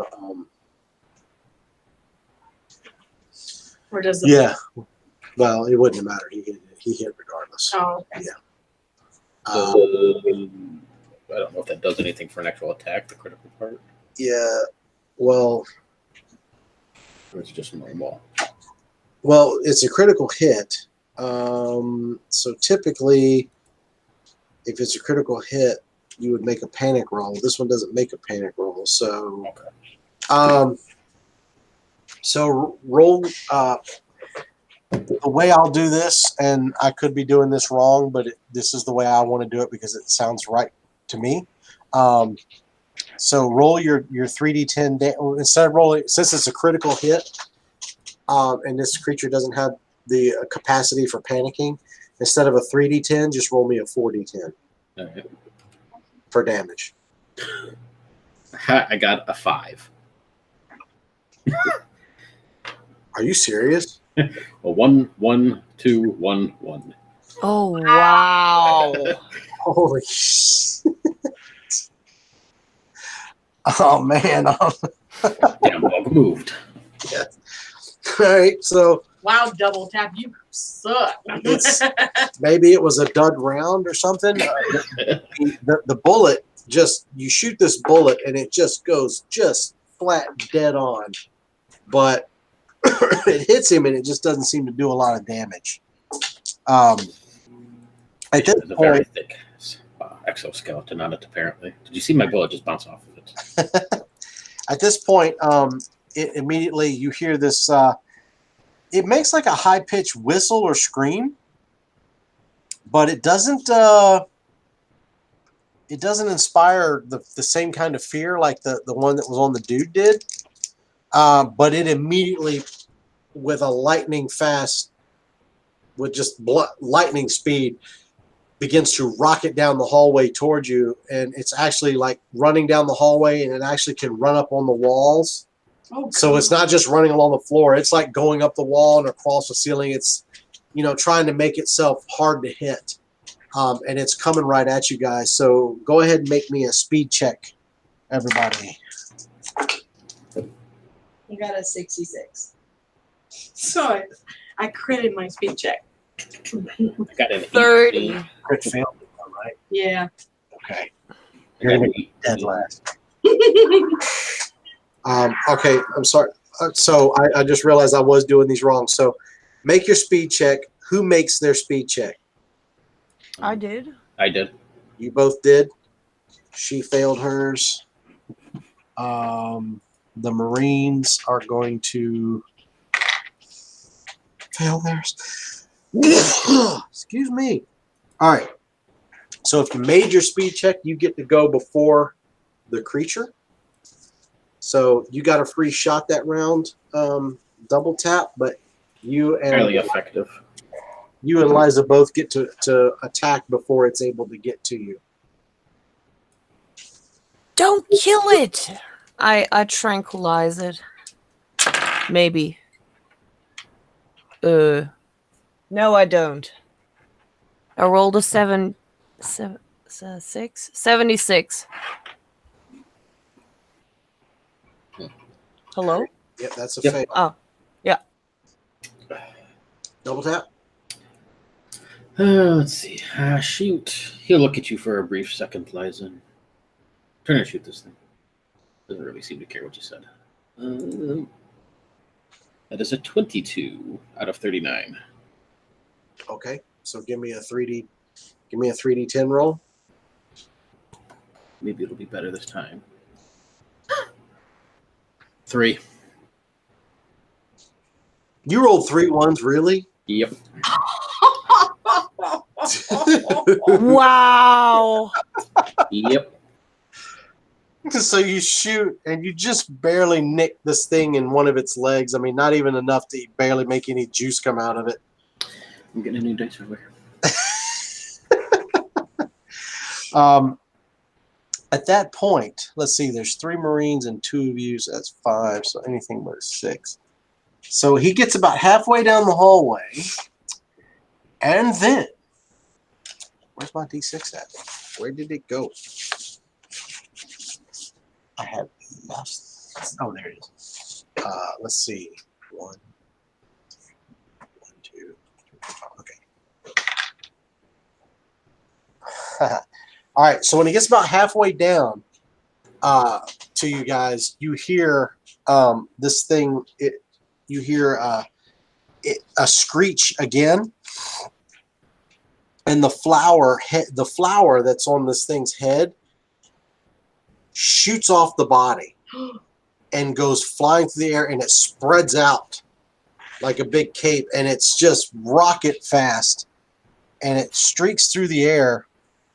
And Face hugger. yes, it hits Liza right in the face. And No, I was screaming. It can't. yeah, No. Your mouth was open perfectly Oh, for it. shit. you went You're ready for that deep throat. Fuck. You went Oh. face hugger. Boom! This red plant matter hits you right square in the face, and wraps around your head like that, and it's got a hold of you, and you feel the best thing, because being a biologist, the what you could best think of is the pistil in a flower. It's just pushing its way past your lips into your mouth, and what you start to feel in your head, your head starts to be swimming, and it feels like your head is filling up with water, and you're having trouble with your own thoughts, and you're just kind of like waving your arms in the air, grasping at things. I was never good at that. Yeah, this thing is now wrapped around your head. Let's see how this works here. Hope Lucy prepared herself. So right away, we need to make an opposed check. So you need to roll your instinct and tell me what you got. You don't have instinct. I'm sorry, you need to roll your intellect and tell me what you got. 16. Ooh, And my intellect is 51. okay. Is that good? Well, you passed, but he did better. So, It's a he? well, Well, of course it is a he. Yeah.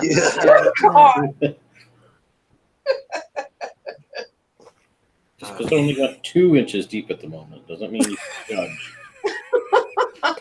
It's not the size that matters. All right. So essentially, what's happened is you try to use your brain. You're fighting this thing as you feel it wiggling into your head, and Yeah, I poke it with my brain. yeah, all of a sudden you start to feel like you can sense others that are around the ship, and you feel like you're being tied into this greater intelligence, and you start to just kind of black out and lose yourself, and then slowly, well, for this first round, that you're blind, and it's like it's almost like you're getting these new senses are coming into play around you, but you're pretty much, you don't have any control over your body at the moment. Can we try to rip it off of her? I mean, you can try anything. Oh my god. You try to rip this thing off of her. So was right. The Marines, it was their turn to go now. So as this thing comes off and grabs you, the Marines snap their weapons at the body of this bug, but once the flower detached and grabbed you, the green body of this bug kind of just hits the ground and just kind of takes a few steps and just kind of flops over. And there's like a sappy juice running out of its neck where the flower was attached, and then it just stops moving. Franks ends up shooting it anyway with a shot. Eliza falls back up against the bulkhead and just has her hands like this. You know, they're up, and she's being kind of taken over. So what do you guys want to try and do? I'm going to ask one of the Marines if they've got a knife on them.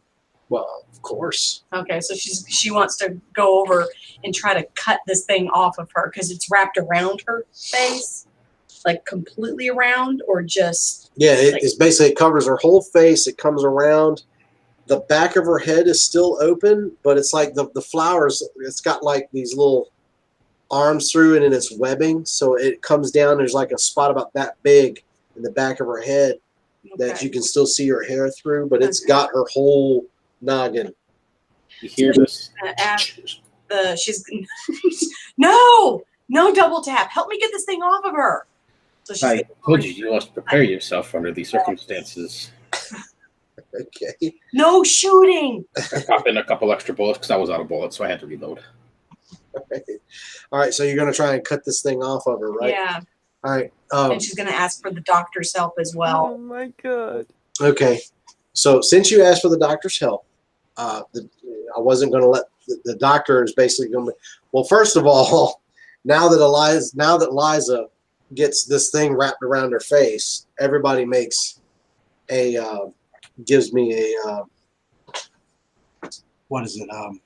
A fear or sanity? Give me a stress check. I got a 12.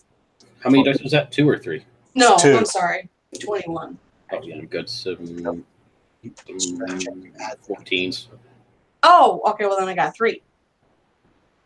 So that means I'm under. Okay, what did you get, Morgan? 14. I'm good. All right, Michelle. So you're going to add 2 more stress, Ah, shit. and you panic Oh, no. because this thing jumped off and grabbed a hold of your friend, and it's the freakiest thing you have personally ever seen. I mean, you thought. I'll reach out quickly and grab a hold of Lucy. Try to calm her down or hold her down, so she doesn't like freak out too much. It's very simple. Let's see what actually happens to her first. Oh, gosh. Oh, come on. Where's the damn chart? It's just 1 shot to the brain, and it'll take care of this. 26. I don't think that'll be necessary. She won't feel any pain. Do I make sounds? Not at the moment. Right now, Dang. your brain, you would just make muffled. She's not crying for help. That's just the sound of the flower. Okay. So what you want to do now is you want to roll me. Where's the panic check? You're going to roll me 2d10, and you're going to add the amount of stress that you have. So how much stress have you got? I got 8. So you're going to roll me 2d10. Okay. So what's that? 4. 4 plus 8. That's Yeah, 12. Cowardice. So you will gain 1 stress, and for the next 1d10 hours, you must make a fear save to engage combat or else flee. And I will not tell you how many hours that is. Yes. Great. Yep. So now anytime there's a bad guy, you have to make a fear check or you're going to become terrified and try to run away. Just run away. Yes. All right. So that's your panic. So you panic, but everybody gets you under control. At this point, do we trust her to try and cut the thing off, or do you want to try it double tap? I have this under control, Lucy. You can trust me. So Jackson hands you his knife, and he tells you, he says, "You better not kill her." Like that. And then he grabs a hold of her to try and hold her still, and then the doctor comes over to try and assist you on exactly where to make the cut to get this thing off of her. I'll look at them all very confused, with my gun in hand. There's one simple bullet to the brain that will take care of the situation and defeat any insecure situations that may arise. We really believe we need to pry this off of her and save her. When you talk about shooting her, you hear Reyes go with his gun like that. And he's like, "We're cut," and Jackson's like, "We're cutting it off." Like that. So do you double want to tap frowns for the first time? And yeah, what do I need to do to cut this thing off? I'll holster my revolver, point over at Reyes and say, "Don't click your gun at me. You'll have a mark on your other cheek." The doctor tells you where to try and make 4 cuts along each quadrant with the knife, and guide you exactly where to do it. So you do not have medical skill, correct? No, I have mathematics and computers and linguistics. So you're going to make an intelligence check with no bonus. Okay. But with the doctor helping you, as I understand it, that will give you advantage. Ooh, my intellect is 36. I got a 40, so that's no good. Okay. So here's the way. A 79 was my other one, so yeah, fell both ways. You fail both of them. Okay. So as he tries to cut through, you notice that Liza stiffens like this because you end up pressing too hard and you end up cutting part of her head. She'll be all right. What? A few stitches. So, Liza, take 5 points of damage from your health. This whole expedition is absolutely no problem for me. This android is. Dang it. We'll be just fine, Liza. Calm down. You're making me cut deeper every time you move. Yeah. All right. So Lucy's calmed down enough to where she's going to try and give it a shot. You got to dig the scalpel in deep, Lucy, just to make sure you get underneath there. Trust me on this. She looks over at double tap. Shut up. I need to concentrate, and your babbling on isn't helping. Trying to aid you. Okay, I got 34. Oh, so that's under your intellect, right? Yeah. All right. So you're able to make the incisions, and as you do, the doctor instructs Jackson to grab it. The doctor grabs 2 of the lobes. Jackson grabs the other, or I'm sorry, Reyes, because Jackson's actually holding Liza. They grab the other 2 of the lobes, and they're actually able to peel this thing off. As they peel it off, Liza, this thing comes out of your mouth. It hadn't quite gotten all the way to the back of your throat yet, but this pistol comes out of your mouth. Your normal senses come back to you, and then the taste in your mouth from this thing is just horrific. Yeah, I'm used to that, but the pain. Ah! I don't know what this. I'm used to that. I don't know what to say.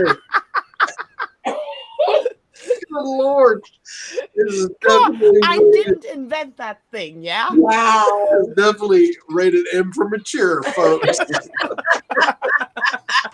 God. Oh, okay. So what I need from you is I need you to make me a body save, please. Must have tasted very salty. Oh God, you had to go there, didn't you?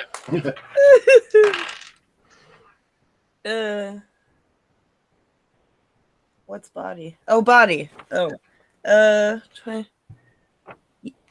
yeah, You made it? yeah. Okay. So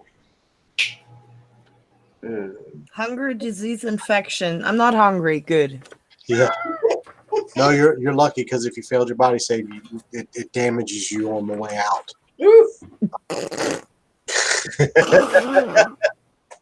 Awesome, isn't it?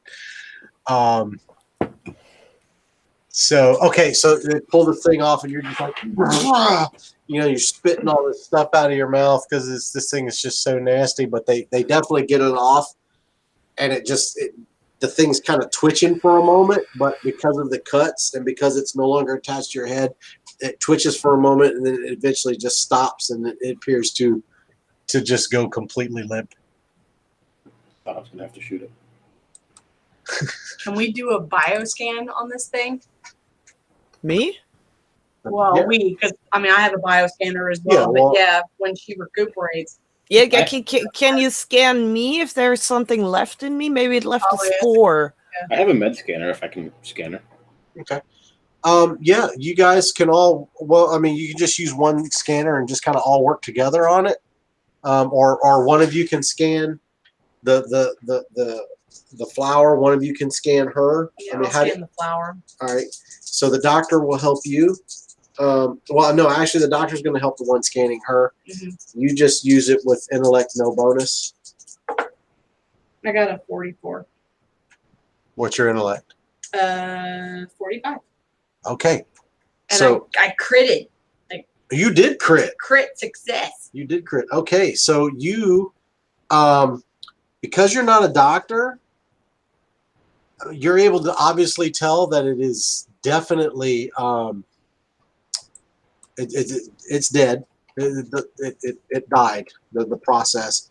However, you get this the way you focus in on this thing. You get this stream of data coming across your med scanner that you don't quite understand it all, but you're smart enough to understand that it's just a total stream of. It would be stuff that Liza, being a biologist, would be super interested in.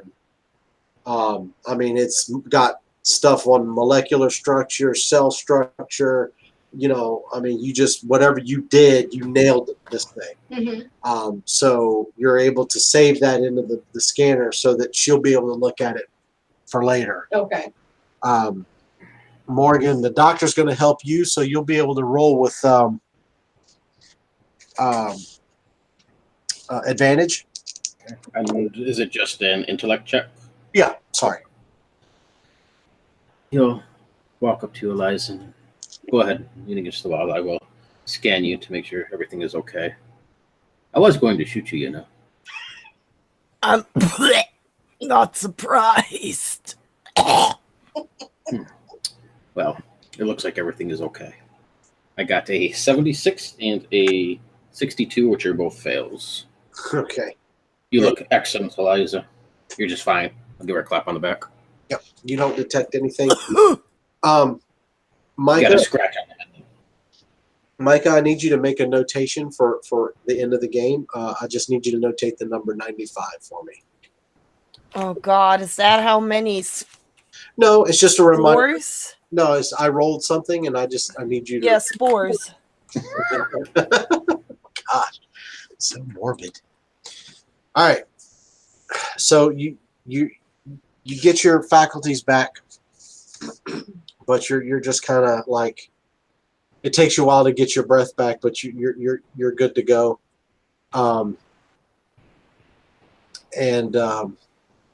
You guys are able to continue making your way down. Lucy shows you the data that she got, which looks like a veritable treasure trove on this cape that keeps wrapping its way around your head. Which, you know, being a biologist may or may not excite you for later. But yeah, do you guys want to keep moving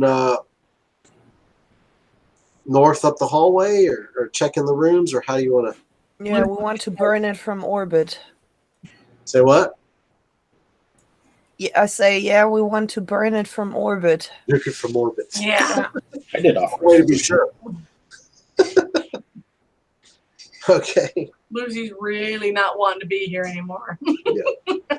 All right. So I guess the question is, you guys are going to want to make your way to the cryo. Yeah. But do you just want to look in the rooms as you go? Nope. Fuck no!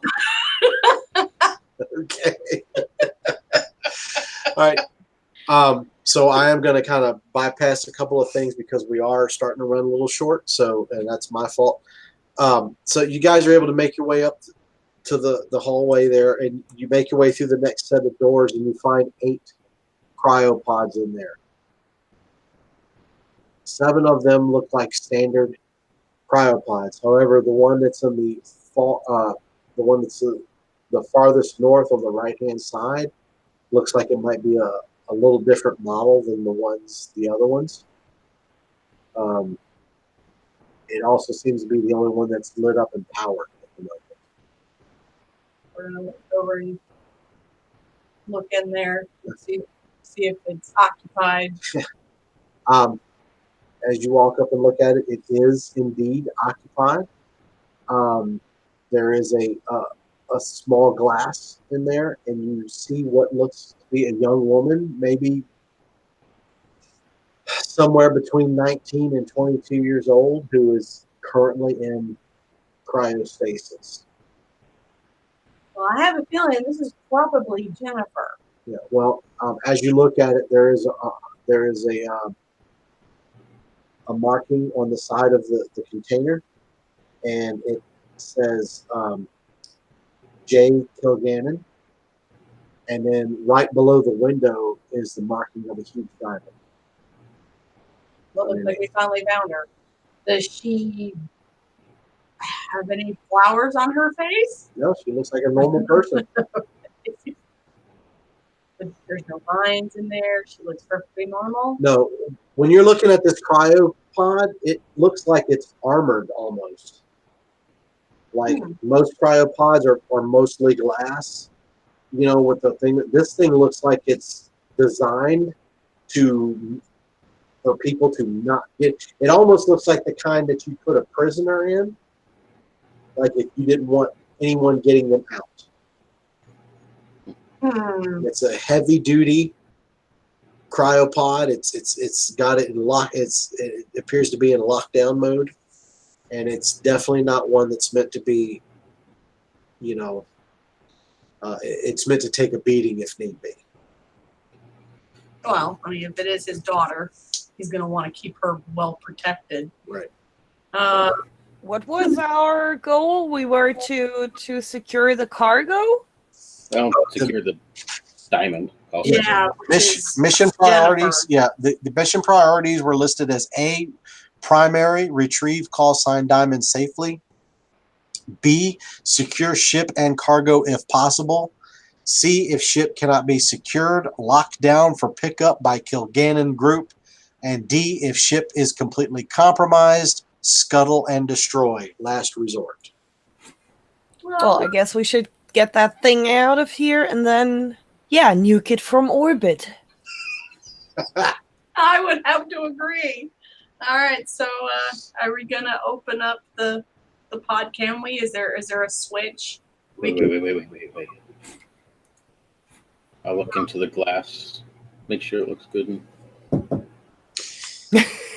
Be sure. Double tap. It looks okay. Go ahead. There is a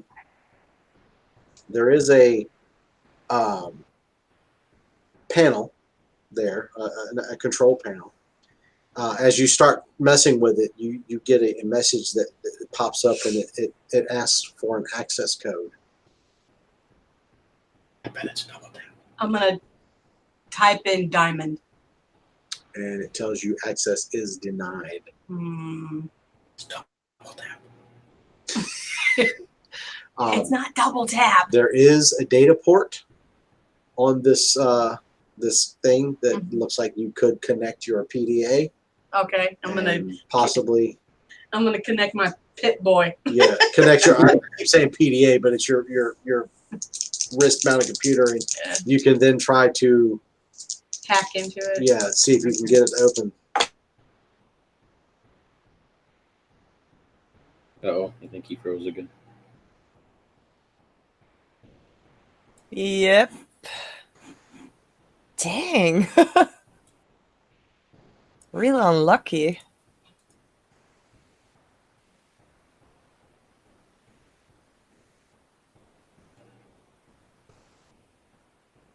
It's weird his video completely goes off when he does that for me. Yeah.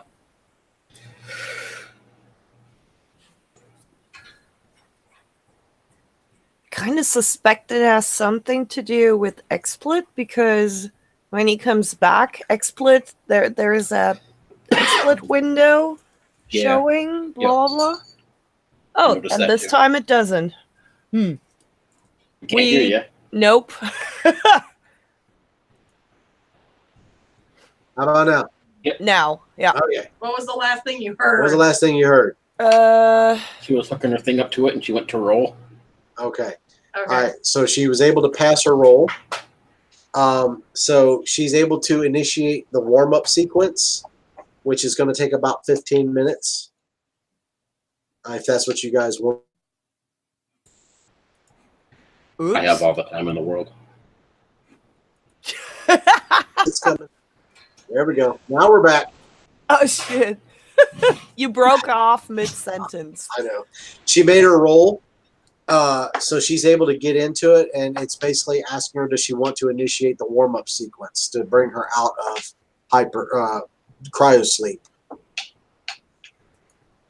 I'm gonna press yes. Well, okay. You guys are able to hear me, right? Yeah. Okay, just Okay. make sure. Do we want to wake her up? Sleeping Beauty. Well, the pod we can't move, right? It's not portable in any way. No, it Yeah, is no. not. Well, it is portable. It looks like it's designed, actually, that it could be fired out of the ship. Yeah. Double tap. Oh no. Just for the button to double tap it. there is an iris door behind the thing up against the bulkhead that looks like it could open, and this pod could shoot out into space. We can shoot That's her about with the only way ship. you're going to get it to leave the ship in the pod. If we wait for the barrel roll to hit the trajectory just perfect, I think we'd be able to fire the ship into the cargo of our own ship across the way. It would save much work and time. If you screw it up, you could shoot her into the sun, too. I'm a master of mathematics and physics. I think I could handle it.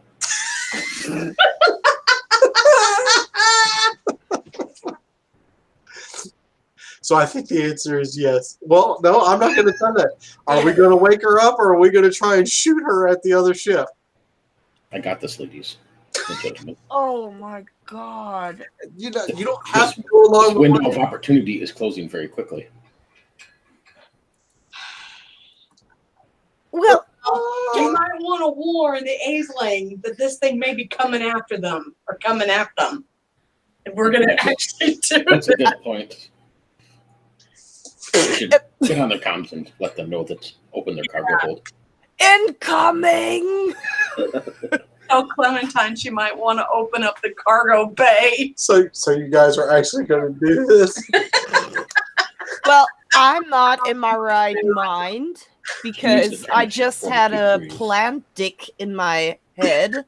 So I'm probably very confused. And I'm terrified, so I just want to get out. Excuse me, Micah. In the plant world, that's called a pistol.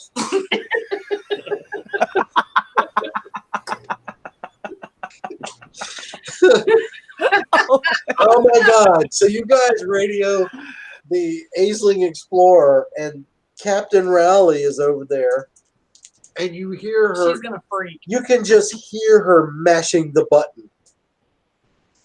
12 degrees to the right. 12 degrees to the right. And 11 she's degrees. like, "Are you insane?" I'm a master of mathematics. and Apparently. physics. Okay, so here's the way this is going to work, Morgan. There's a thing in this game called a crisis check. Let's see how it works. So the way a crisis check works is if you're doing something that is particularly difficult, you have to make between 1 and 3 consecutive. You have to pass like 2 or 3 consecutive times. Oh. So I'm going to say that you're going to have to pass it. You're going to have to use your mathematics and physics skill, and you're going to have to pass this thing 3 times consecutively in order to fire it directly at the Aisling the way that you want to. So a question on expert ones maybe. So if I have physics, does that add in the 10% for mathematics, or is it just a plus 15? So would it be plus 25 or would it be plus 15? No, it's so like when you look at it, it says trained, expert, and master. So They're not cumulative? So if you're using physics, you're going to add 15 to your intellect. You don't get to add 10 plus 15. Darn. All right.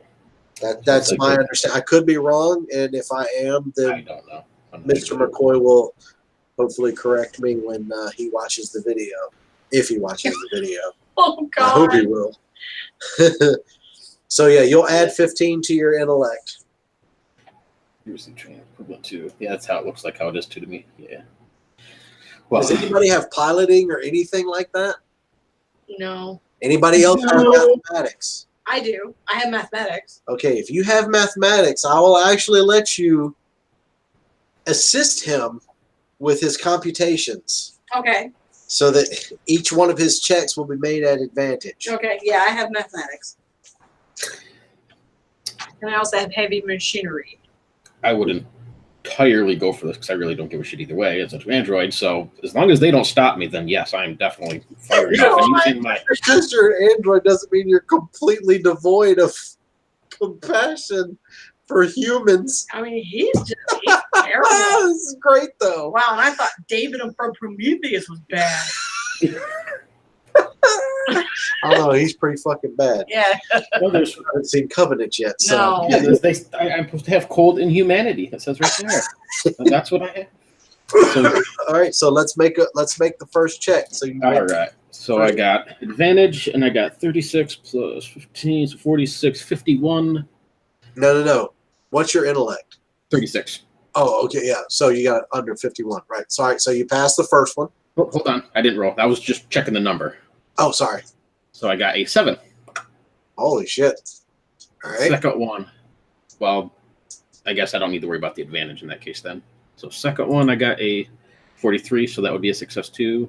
Well, remember that Sure.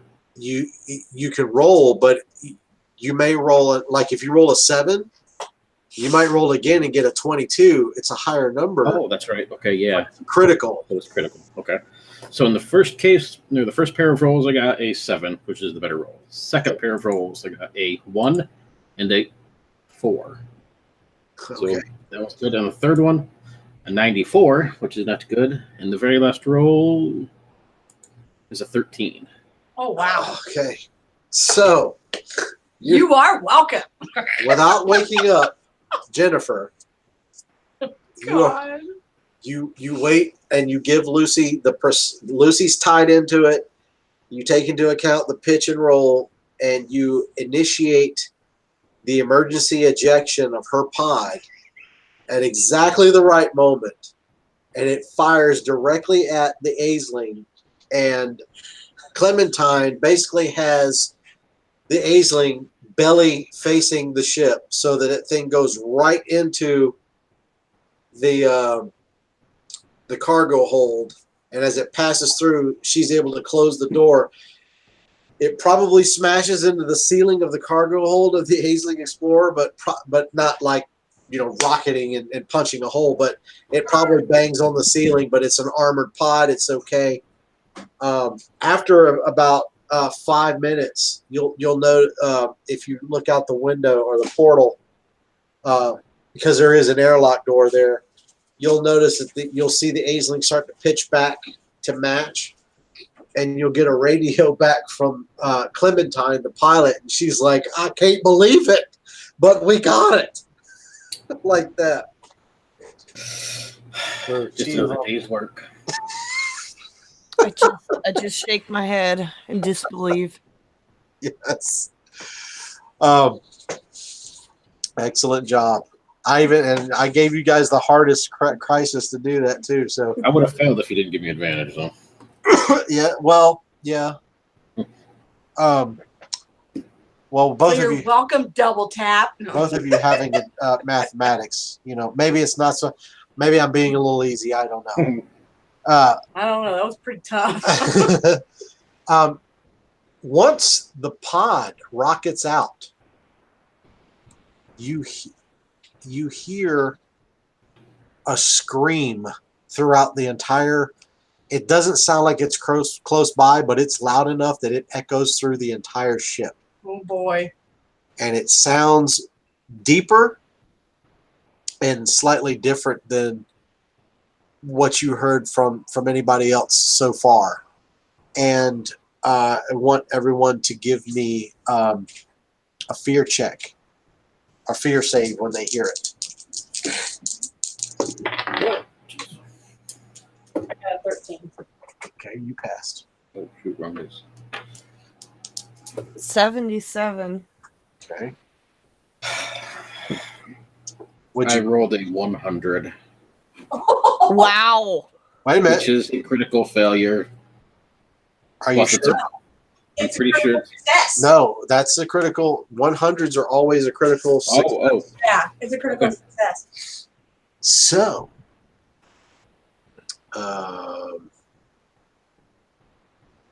wow, does it tell me what to do when you critically pass a?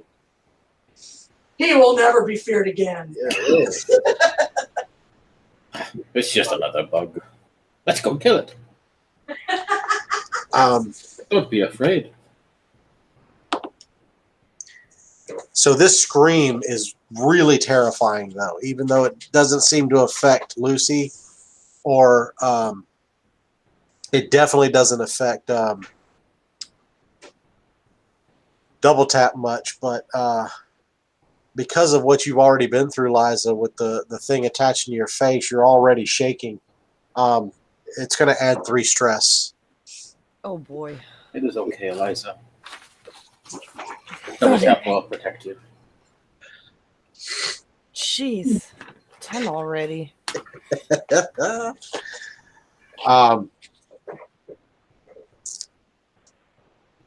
And so, yeah, you hear this scream. So what do you guys want to do at this point? You have achieved the primary mission, which was to get call sign Diamond off the ship. I'd say leave the ship and yeah, Okay. make very tiny particles of it. Okay. Should we initiate the self-destruct sequence? Yeah, that's a good idea. Excellent idea. All right. Okay. Let me think. Where would be? We either would Trying to have decide if that would be from the bridge or from engineering. I I'm guessing on a ship like this, you could probably do it from the bridge. So Well, we could just have the captain across the way blow the shit up, couldn't we? the Aisling is not really a combat vessel. Oh, okay. It actually is a science vessel. So now there is a blockade runner version of it that is armed, but this is not it. We should have took the other ship. Well, I mean, that's the one they've got is the Explorer version.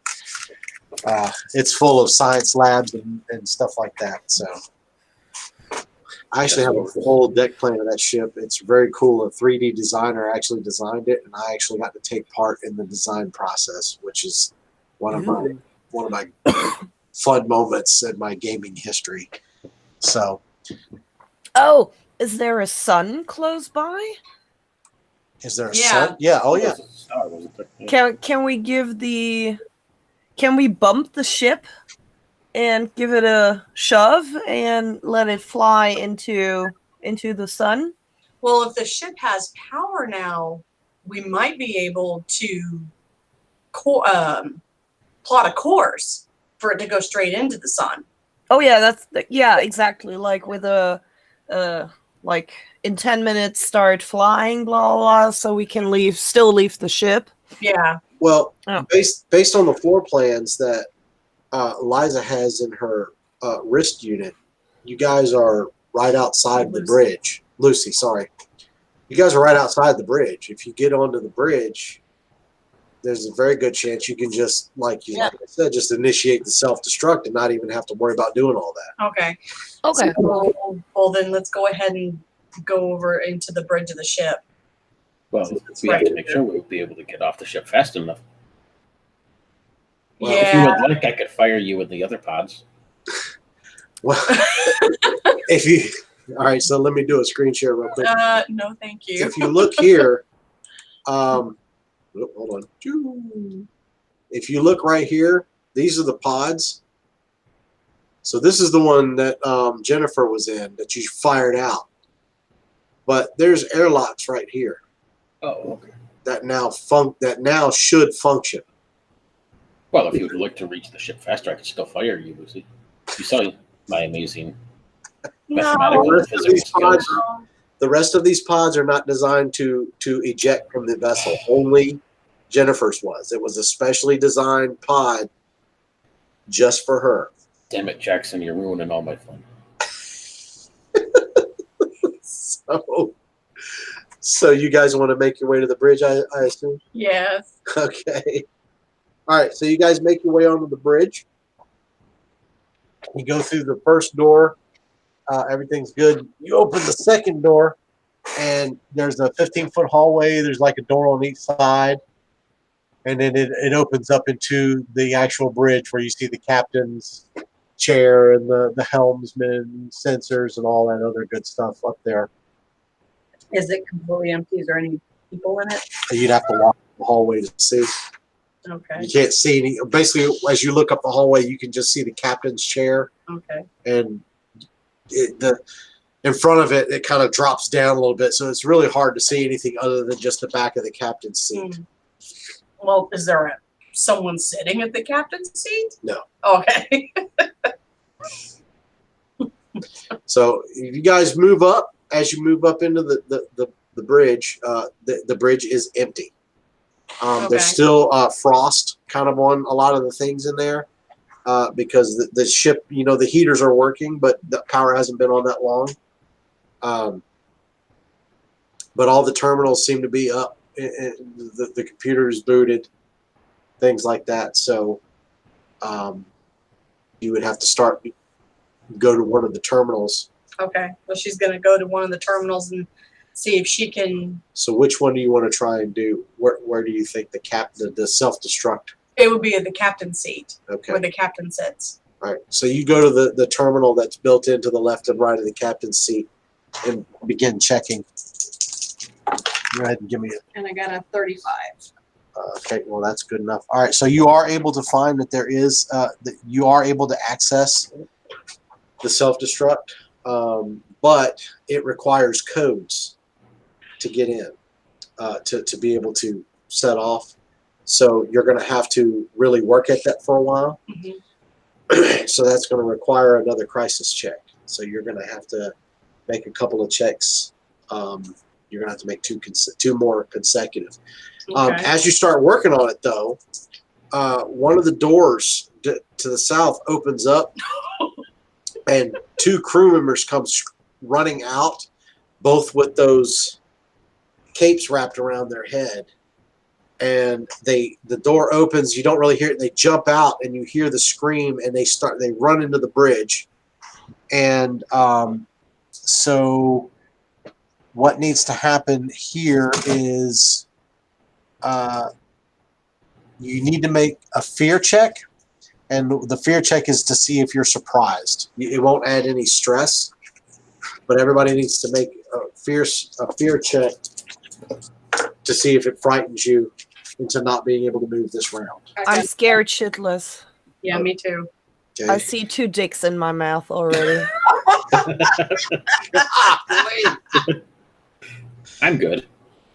You're good. All right, let me check the Marines here. Well, yeah. There's a little bit of leeway if it's in a freeway. 44. Uh-oh, what is the... Where is my mercenaries? All right, so the mercenaries fail. So basically, these guys come flying out and double tap. You're the only one who's not caught off guard. So they come running up the 15-foot hallway, and now they're basically in the bridge with you. But you are going to get to pull your revolver. Well, actually, as soon as they come out the door, you're going to be able to pull your revolver or whatever you want to do and take a shot. I originally was following Lucy up to, supervise her technical skills here. As I'm peering over her shoulder, I can hear the doors in the distance as they slide open. I look at Liza, expecting her to be scared as she is. And I look at Lucy as she's shaking. But I have some Marines that are apparently useless as well. There's no time like the present. And I know that this has to be done quickly, so I will not do my revolver, but I will set this self-destruct as fast as I possibly can with the shortest time I can so I can hopefully just get rid of it all. I figure the primary objective has been completed. The call sign diamond is with our commander. Secondary primary was to get rid of the ship at this point, so that's what I'm doing. Yeah, and we're not on the objective list. You are not. That's very true. So basically, you're going to spin and try to assist. I don't know if I can assist her because she's afraid, but if not, then I will do it. Whichever. Well, she's tapped in already, so you would have to basically disconnect her, and then then you would then have to hack it yourself. So that's going to be you see what I'm saying? That's going to it's going to take you one turn just to get her disconnected, and then another turn to get yourself connected. Oh, she's like actually connected to it. She's in it. She has found the self-destruct, but she's found that there are codes that need to be entered, so she's trying to bypass the codes now.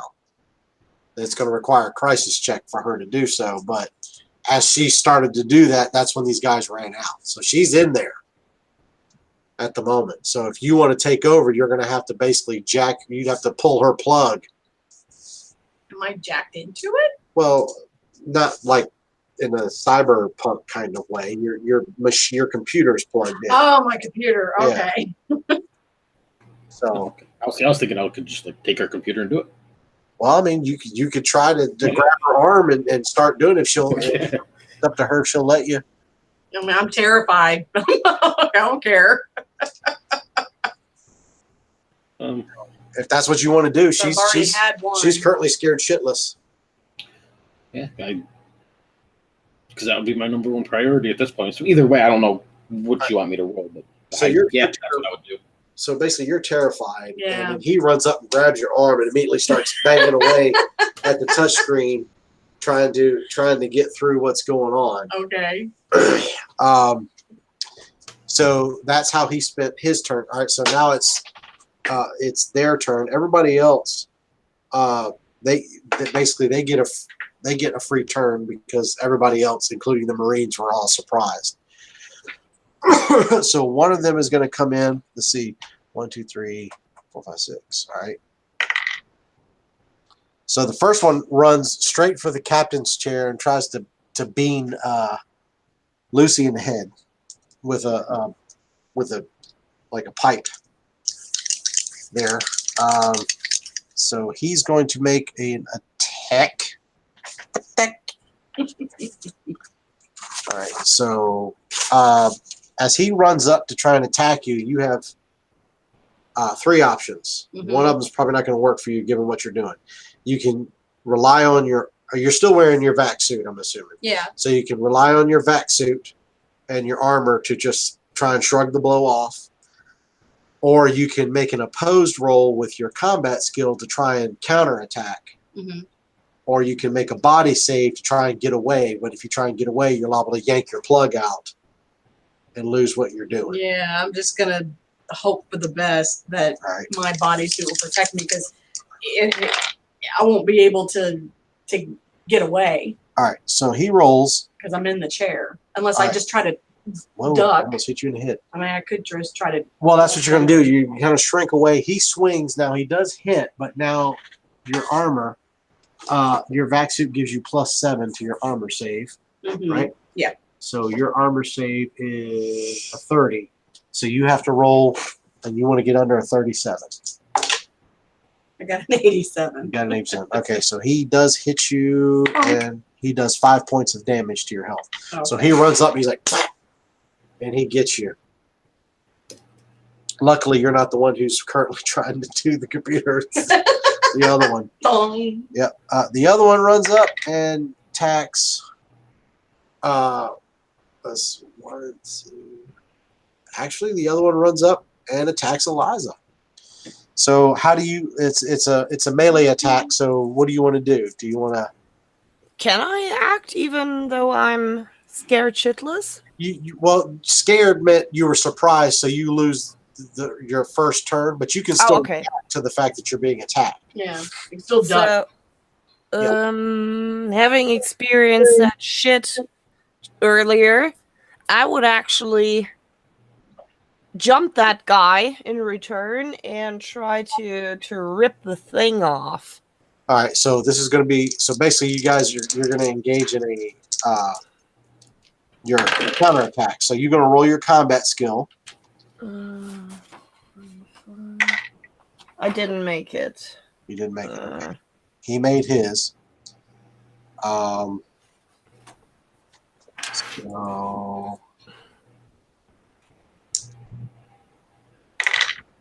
he is going to do 8 points of damage to you. Ow. How much have you got left? 29. Okay. So he runs up, he hits you. So there's the free move that he got. So now we're going to do everybody make a speed check. Marines fail. Okay. I failed. Failed. Yeah, I failed my speed check. 29. What's your speed? It's higher. 36. All right, so you pass, so you get to go before the bad guys. Rip it off again. Okay. So all right, so you're basically just going to try and grab it and just and pull it out. Yeah. All I right. don't know if you want to do that. So what you'll need to do is you'll need to make a for grappling. I'm going to say you need to make a combat check to see if you can kill him. He's going to make an opposed one. Oh, dang. He failed miserably.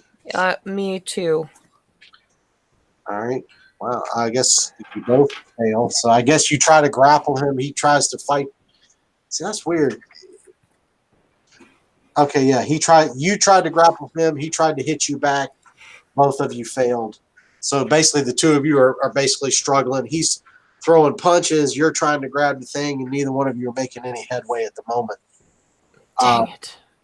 The other one is now going to continue his assault on Lucy. And holy crap, he swings and misses horrifically. The other one is going to make an attack on you. How do you want to make a counterattack? You said? I'm sorry, Liza? Oh, okay, yeah. All right.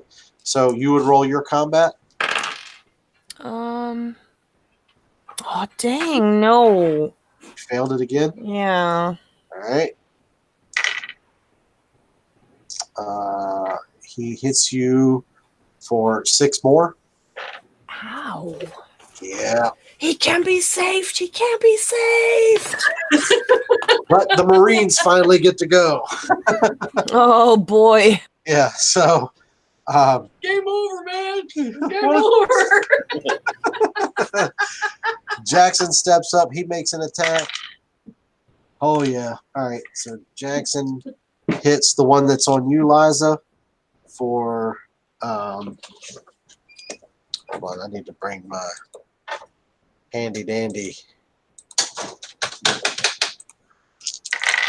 Gotta love pulse rifles in this game.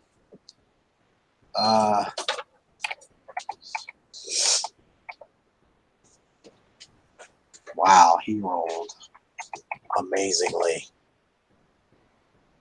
So Jackson, the officer, he steps across with his pulse rifle, and you just hear this like that. He just rakes the guy right up the back and puts him down right there. Wow. I think. Oh shit! No, he doesn't. Sorry. He rakes him up the back and hurts him really, really good. I forgot this was a walker. But he does pump a lot of shots into him. The next guy will be Reyes, who also hits the one on you. And let's see. That's...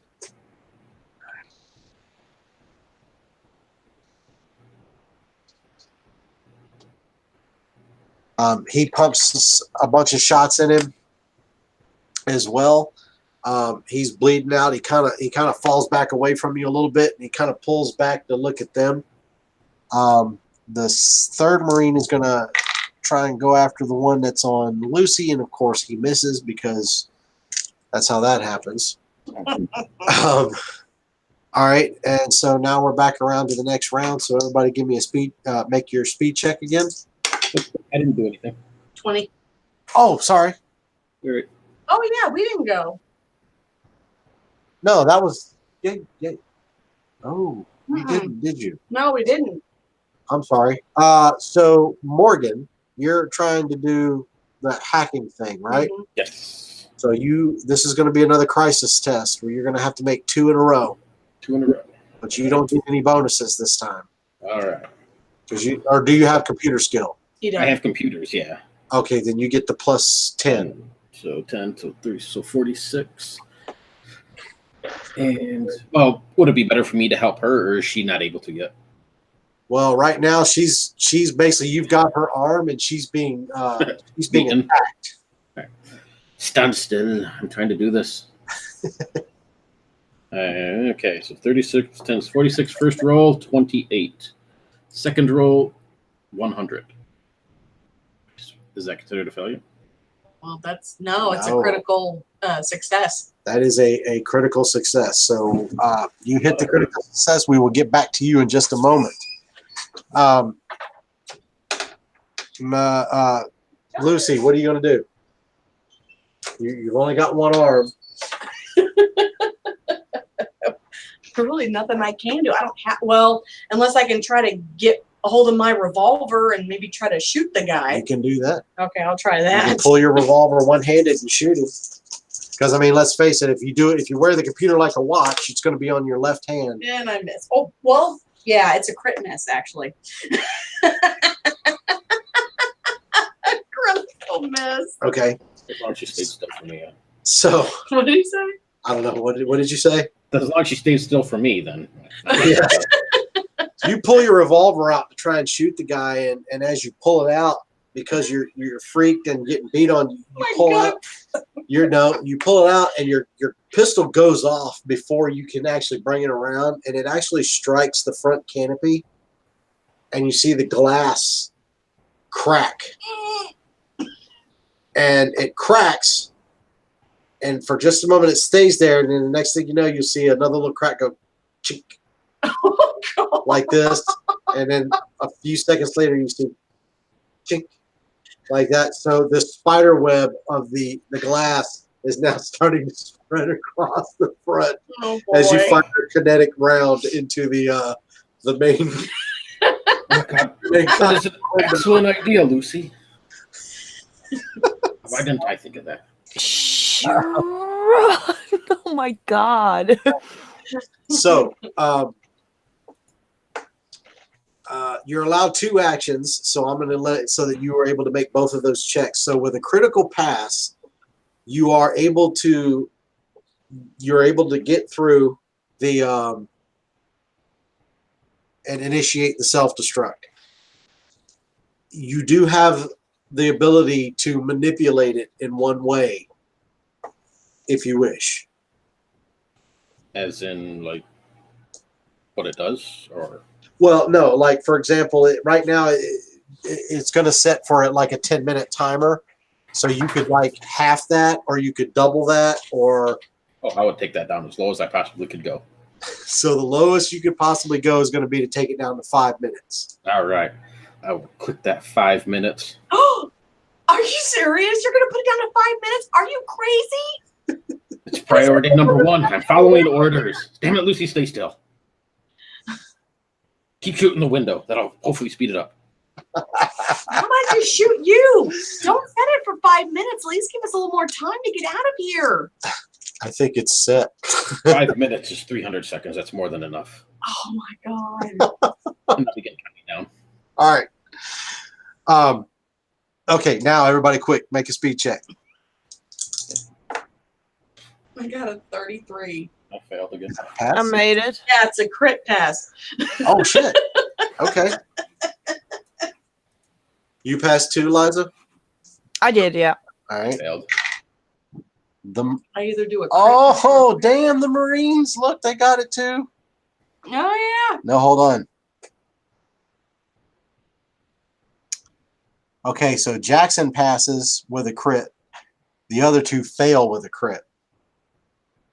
So here's what's going to happen. You and Jackson both get to go right off the bat. You shoot the glass.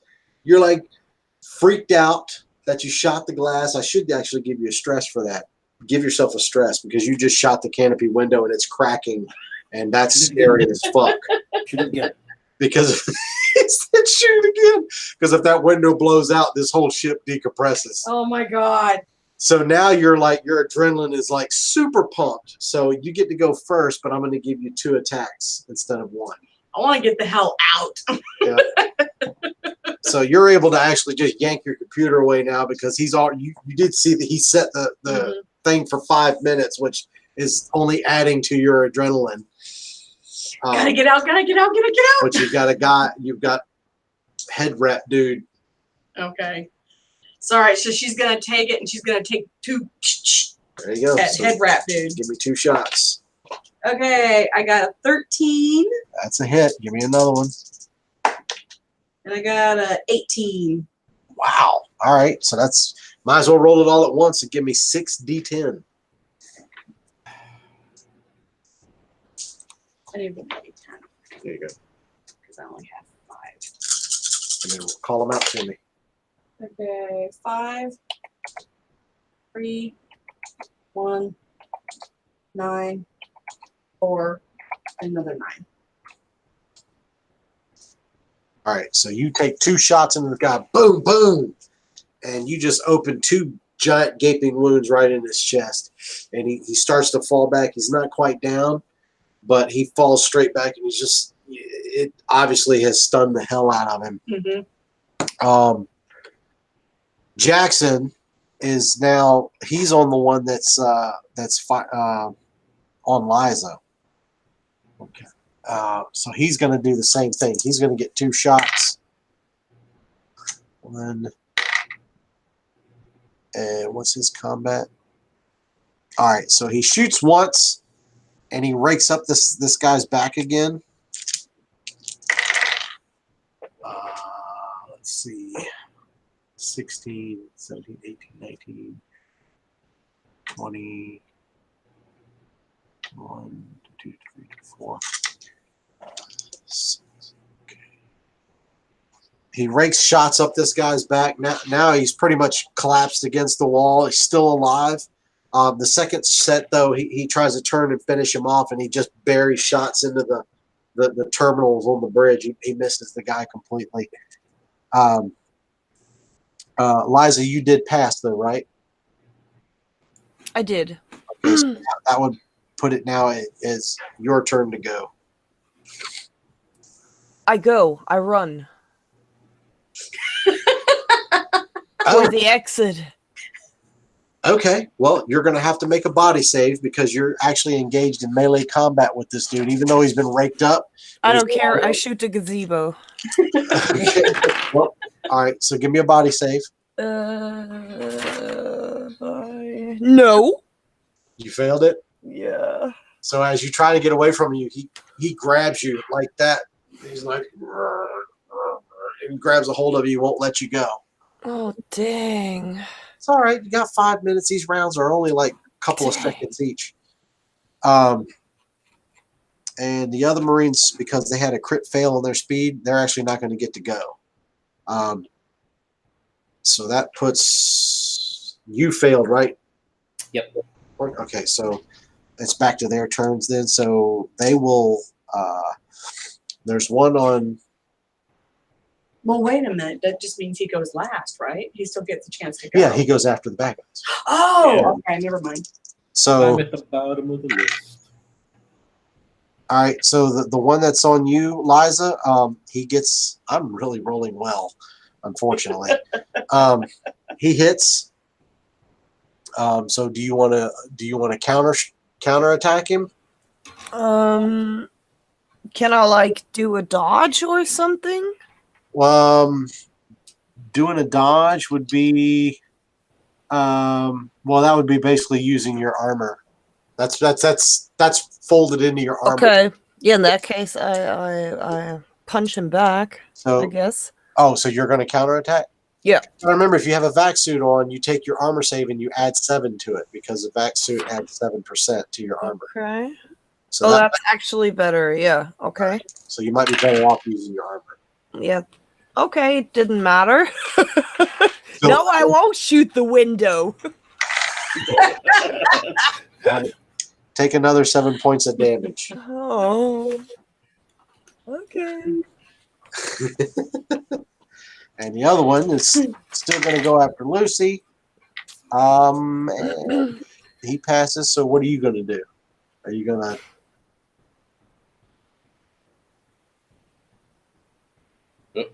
What's good? Oh no. Oh.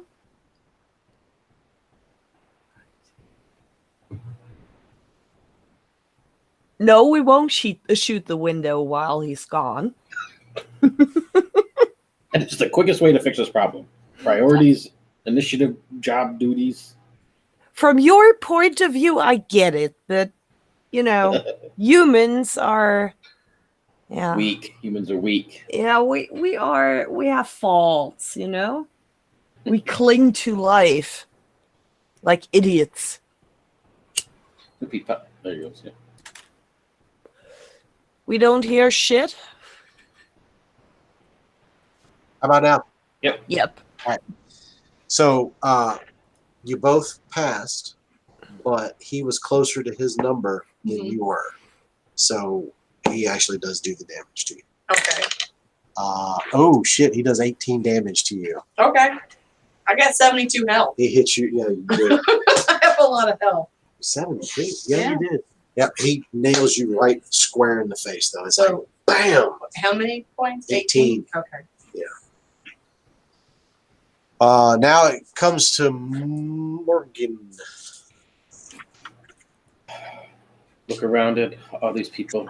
You really must hurry to get out of here. I already set the timer for 5 minutes. Time is ticking. I'm going to start walking Yes, towards we the exit. know. I didn't want you to set it for 5 minutes. Yes. Yeah, I'll start walking towards the exit, and I guess I'll take a shot at the one. Can I shoot at the one that's engaged with Liza, or do I have to do melee? No, you can just walk up behind him and take a shot. I'll Yeah, let you that's do that. exactly what I would do. Is like kind of walking by, just take out my revolver and. Yeah, if you had like a heavy weapon, I would make you do different. But with a revolver, you just kind of jam it right up in his back and pull the trigger, basically. That's what I do. That combat's not great. Let's see, 39. And that'd be a critical failure with a 44. All right, hold on 1 second.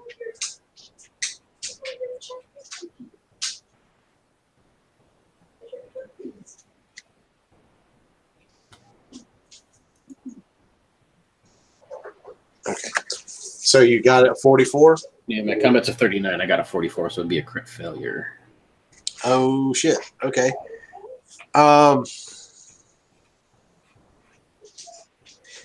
And this is the one that was attacking who? Liza. Oh shit. Imagine I just walk up behind it, put the gun to the back of its head, and well, still missed. Oh wow. Apparently, that's what I tried to do. How much health have you got left, Liza? 16. All right, we'll take half of that away. Oh wow. He tries to shoot this thing, and what he ends up doing is that he shoots. It goes right under the guy's arm, and it strikes you in the shoulder. Oh, my sincerest apologies, Liza. It's like apologizing in the middle of Wow. All right, so that should be everybody, right? You really must hurry, though. All right, give me a speed check again. There's only how long are the second rounds in this? Probably like 10 seconds or something. Yeah, something like that. Oh, yeah, actually, there's plenty of time left then. Yeah. Oh, damn. I didn't make it. I got a 98, so I'm definitely failed. All three of you failed? Yep. All right, let me roll for the Marines. Okay, everybody fails, so they get to go first. Okay. All right, so the one attacks Liza and misses. Liza? Yeah. I'm sorry. Yeah, he attacks you. I forgot to ask you, did you want to do a counter or did you want to use your armor? Armor. Okay. Well, he missed, so it didn't matter. Okay. So, the next one goes back on you. He rolls a 5. Okay. So you're going to roll your armor. Yep. You got to pass, but get better than a 5. I got a 56. So I didn't So pass. you failed. All right. I failed. Oh shit. Take 19 points of damage. Yeesh. This guy has got your number. He comes in, he hits you once, comes through, hits you again, both times. Whack, whack. It's a hell of a pipe. Yeah.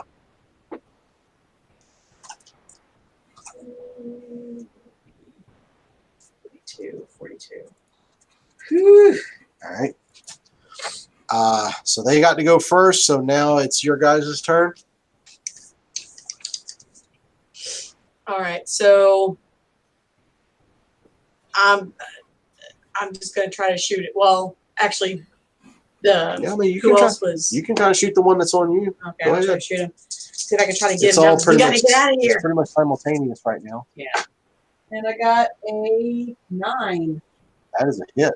All right. So he's going to try and make his armor save. And he fails his armor save. So that's 3d10. Come on, big money, big money. Okay. 16, 21. Okay. So you pull your revolver out and you just boom, hit him another one right in the chest. And finally he pitches over backwards and falls flat onto the deck on the bridge. And it just kind of twitches for a moment. Blood just pouring out of his chest, and he pretty much stops moving at this point. Oh. Ooh, easy. So now it comes to Liza and Double Tap. Running. Trying.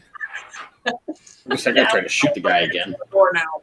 I don't know if she wants to run before I try to shoot him, but Well, Of course I want to run. Or well, because I might be able to get him off you, but if not, and if I completely miss yeah, again, then you hit me again. I run. I'm scared shitless of you. give me a body check. I'm simply here to help. So a double 6 is bad. So what's your body save? 25. Okay, yeah. So if it's doubles and you fail, then that's a critical fail. So essentially, what tries to happen is as you turn to run, It's his fault. he grabs a hold of you, and he actually slings you to the floor, Oh god. and you take 3 points of damage. I'm But still now you're- going. Now you're prone on the bridge deck. Oh man. Mm-hmm. It's Double Tap's turn. Yeah, I rolled a 67, which is a failure. Okay, so you fire a revolver. It goes into the into the bulkhead. Hopefully, your Marine mercenaries here are going to save the day.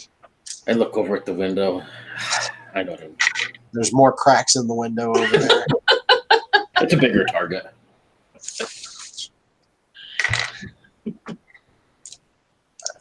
I got an idea, guys. We know. All right. Well, this damn meat guy won't stop moving. So. Yeah. Okay. All right. So Jackson fires his pulse rifle and misses. Reyes fires his pulse rifle and misses. Apparently, as this guy's throwing you to the floor, you know it's made. But finally, Franks is able to zero in on him, and he fires, and basically just blows his head right off. I mean, just caves his skull in with bullets, and he kind of collapses down on top of you, Liza. Blood and plant juice everywhere. Yeah, he only had 6 hit points left, and this guy just did like 35. Boy. Yeah, he wasted him. All right, let's get out of here. Yes. So, as you guys Is this get up, one on Lucy? huh? Did the one get off Lucy? Yeah. Yeah, Lucy, Oh, Lucy killed him. Okay. So as you guys stand up, you hear the alarms are going off. You really weren't paying attention, and you hear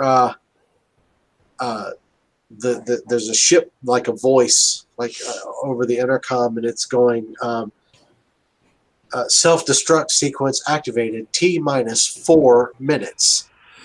And Great. everybody make a stress check. So you roll 2d10, and you want to get over whatever your stress number is. So No. I'm cool as a cucumber. So I just add those two together, yes, right? so Okay, you I got got 16. 16. What's so your it's stress? over. You're It's up. 10. Okay. So I'm over. Double tap. I'm good. I got All right, but you no failed. more. I'm not. All right, so you panic. What happens when this? Is there any bad thing when a scientist panics? Oh, that's if you fail a sanity save, which you didn't do. All right, this was a stress check because you're being stressed out. Can you please give me a roll 2d10 again and add your whatever your current stress is?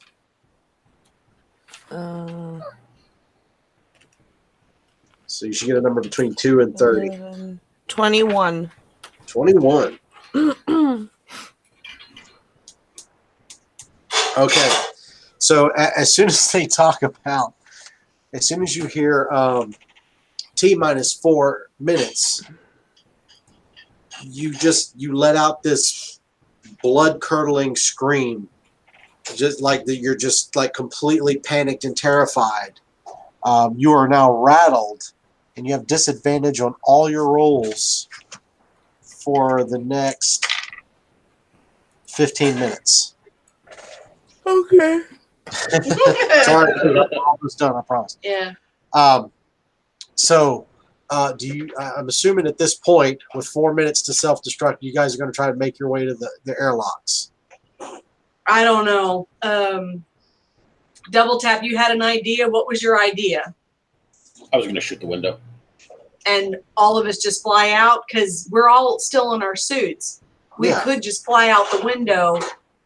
Yeah, I know, but God knows what's between the door and that. Well, it's only 10 feet of.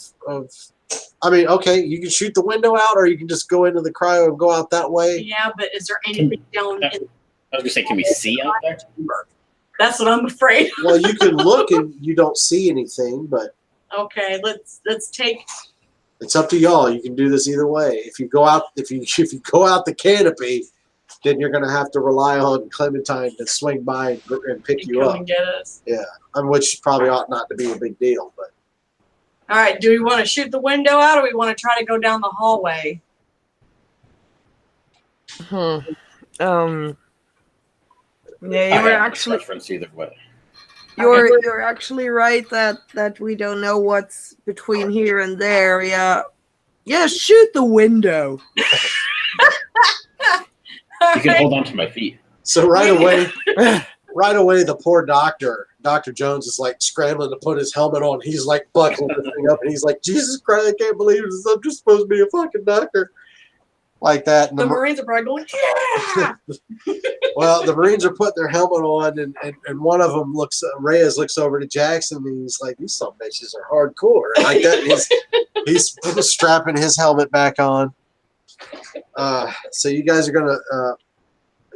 So basically, the Marines will step forward because they've got pulse rifles, and they're like, "You want us to just take care of it?" Well, before you do, let's get on the comm and tell Clementine that she needs to come and pick us up. Oh, okay. So That's an important part of the plan. Yes. So as soon as you get her on the comm, you hear, "Hey y'all," like that. Clementine, we're about to do something really dumb. Well, I'm from Texas. Hold my beer. Hell, we invented that. What are y'all fixing to do? We need a space Uber. We're about to... Space Uber. What? He said we need a space Uber. Yeah, we need a space Uber. We're about to shoot ourselves out of the canopy because there's creatures coming after us. So we're going to shoot our way out, and we're going to be blasted out into space, and you need to come and get us. All you hear is this silent. There's this like silence on the radio, and then she comes back on, and she's kind of half giggling. She's like, "Oh my Lord!" She's like, "Okay," and so she starts maneuvering the ship around to the front of the vessel. Right. So as the Marines step forward, you hear this horrifically loud scream again. can we lock the doors? This time it sounds like it's much closer. And I want everyone to give me a this time I want everyone to give me a sanity check. Or no, I'm sorry. Give me another stress. No, give me a sanity check. Sorry. Make up your mind. Well, I mean, this is all new. I'm still trying to figure everything out. Give me a sanity check. Okay, sanity A check. sanity save. A sanity save. Okay, well I You- got a 35. So you passed. Androids suck at that. I did not at all. So what? Said androids suck at that, and I failed bad. You failed bad? Yeah. Did you critically fail? Yep, You did. I did. That's awesome. Oh God. There is nothing better than an android that panics. Hold on. Okay, yeah, you're good. All right. Got an 88. When should I? The warden is rolling a critical fail. Let's see. Okay, panic. Oh man! Every time you roll a critical fail on any kind of save, you should. Okay, so you're gonna roll panic. So give me 2d. Give me 2d10 and add your stress. 6, 7, 8, 12. Wow. Okay, so you also have been inflicted with cowardice, which I forgot to use again on you when you fought this last fight. Oh yeah. So I forgot you about gain that. an extra stress, and for you, it's for the next hour, you have to make a fear save in order to engage in combat, or else you flee. But that's pretty much a non-issue at this point. What did you get, Liza? Did you? I made it. Made it? Okay. All right. So the Marines step forward, they fire at the glass, and the glass blows out. And basically, once the glass blows out, there's the rush of air, the pressurized, just pretty much blows you guys right out afterwards. And as you're going out, you hear one of the Marines going, "Yoo-hoo!" like that. It's kind of a wild ride, but as soon as you blow out, like you don't, the only sound you can hear at this point now is just within your own suit. Space. Nobody can hear you scream. That's right. You guys float out pretty quickly, and Clementine, once again, she turns the ship belly forward and catches you guys in. At this point, you're out in space for it takes about 60 seconds for you guys to traverse the distance. So you've got about 2 minutes before the ship blows. But you guys are in. She pitches it back. The gravity takes over inside the ship, and you guys are now down on the deck. What do you do? You tell Clementine to get the hell out. She's like, well, why? What's the big rush? Double tap set the explosives. The ship's going to blow up. Oh, so she goes, you mean self-destruct? Yes. Just So, go. and before you even can say the words just go, as soon as you say yes, you feel the ship go like this. And the Alexis starts rocketing away. Oh, God. As you guys get up off the deck, you're able to make your way back. The pod that contains Jennifer in it. You guys are able to go look out at the porthole, and she's speeding away. And then as you speed away, you do see a bright flash, and the Alexis is basically vaporizes itself. So you guys have completed and survived the mission. There was a couple of extra things I'm gonna do, but we ran about 25 minutes over. So basically, it's up to you guys whether you want to wake Jennifer up or just leave her in the I'd just leave her in there. But I'm not going to have any. I don't want to take any chances on any plan being in there. Just leave her in there. The medical staff are able to pretty much patch your wounds. You're going to be required to fill out a report as to why you had to scuttle the ship versus, you're going to need to fill out a report because they're going to want to know exactly what happened, why you felt like you had to scuttle the vessel. Unfortunately, you don't know exactly what was on the ship as far as what was making the horrible screaming noise, anything like that. But you guys, to speed things along, you're able to get back into your cryopods. It takes a couple of weeks. You make your way back to Tau Ceti and the Kilgannon station where you're able to dock.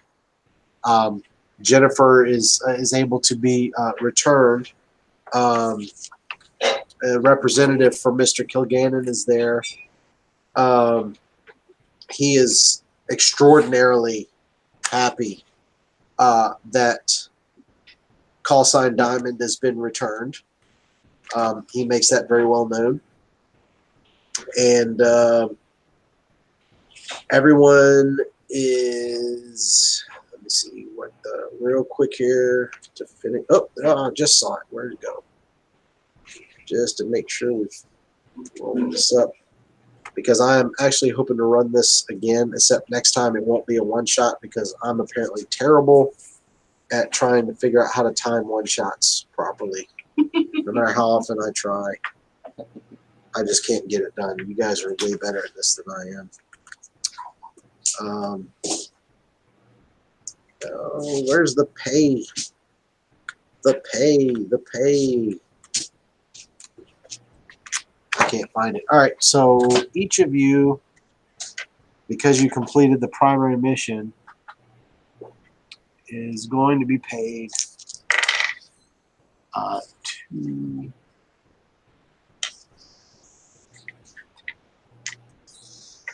so each of you started off with about 1,200 credit or 240 credits. Mm-hmm. I did one. You guys can each add about 1,200 to that. Oh, nice. For the mission. So everybody's going to pull in. Everybody's going to get a payment of about 1,200 credits, and everybody is going to be able to. If you look at the rule book, there's instructions on leveling up your character. Essentially, it's super easy.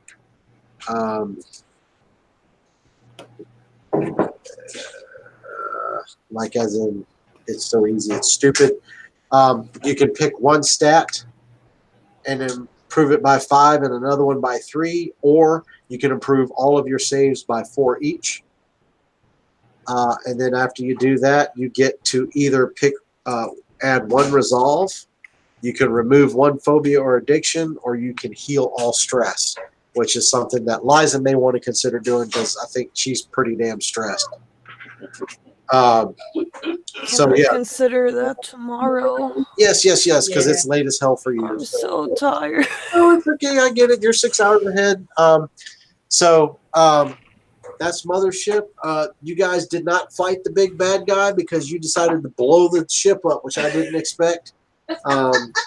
When it comes to Mothership, it's about you either survive Or whatever. There's no penalty.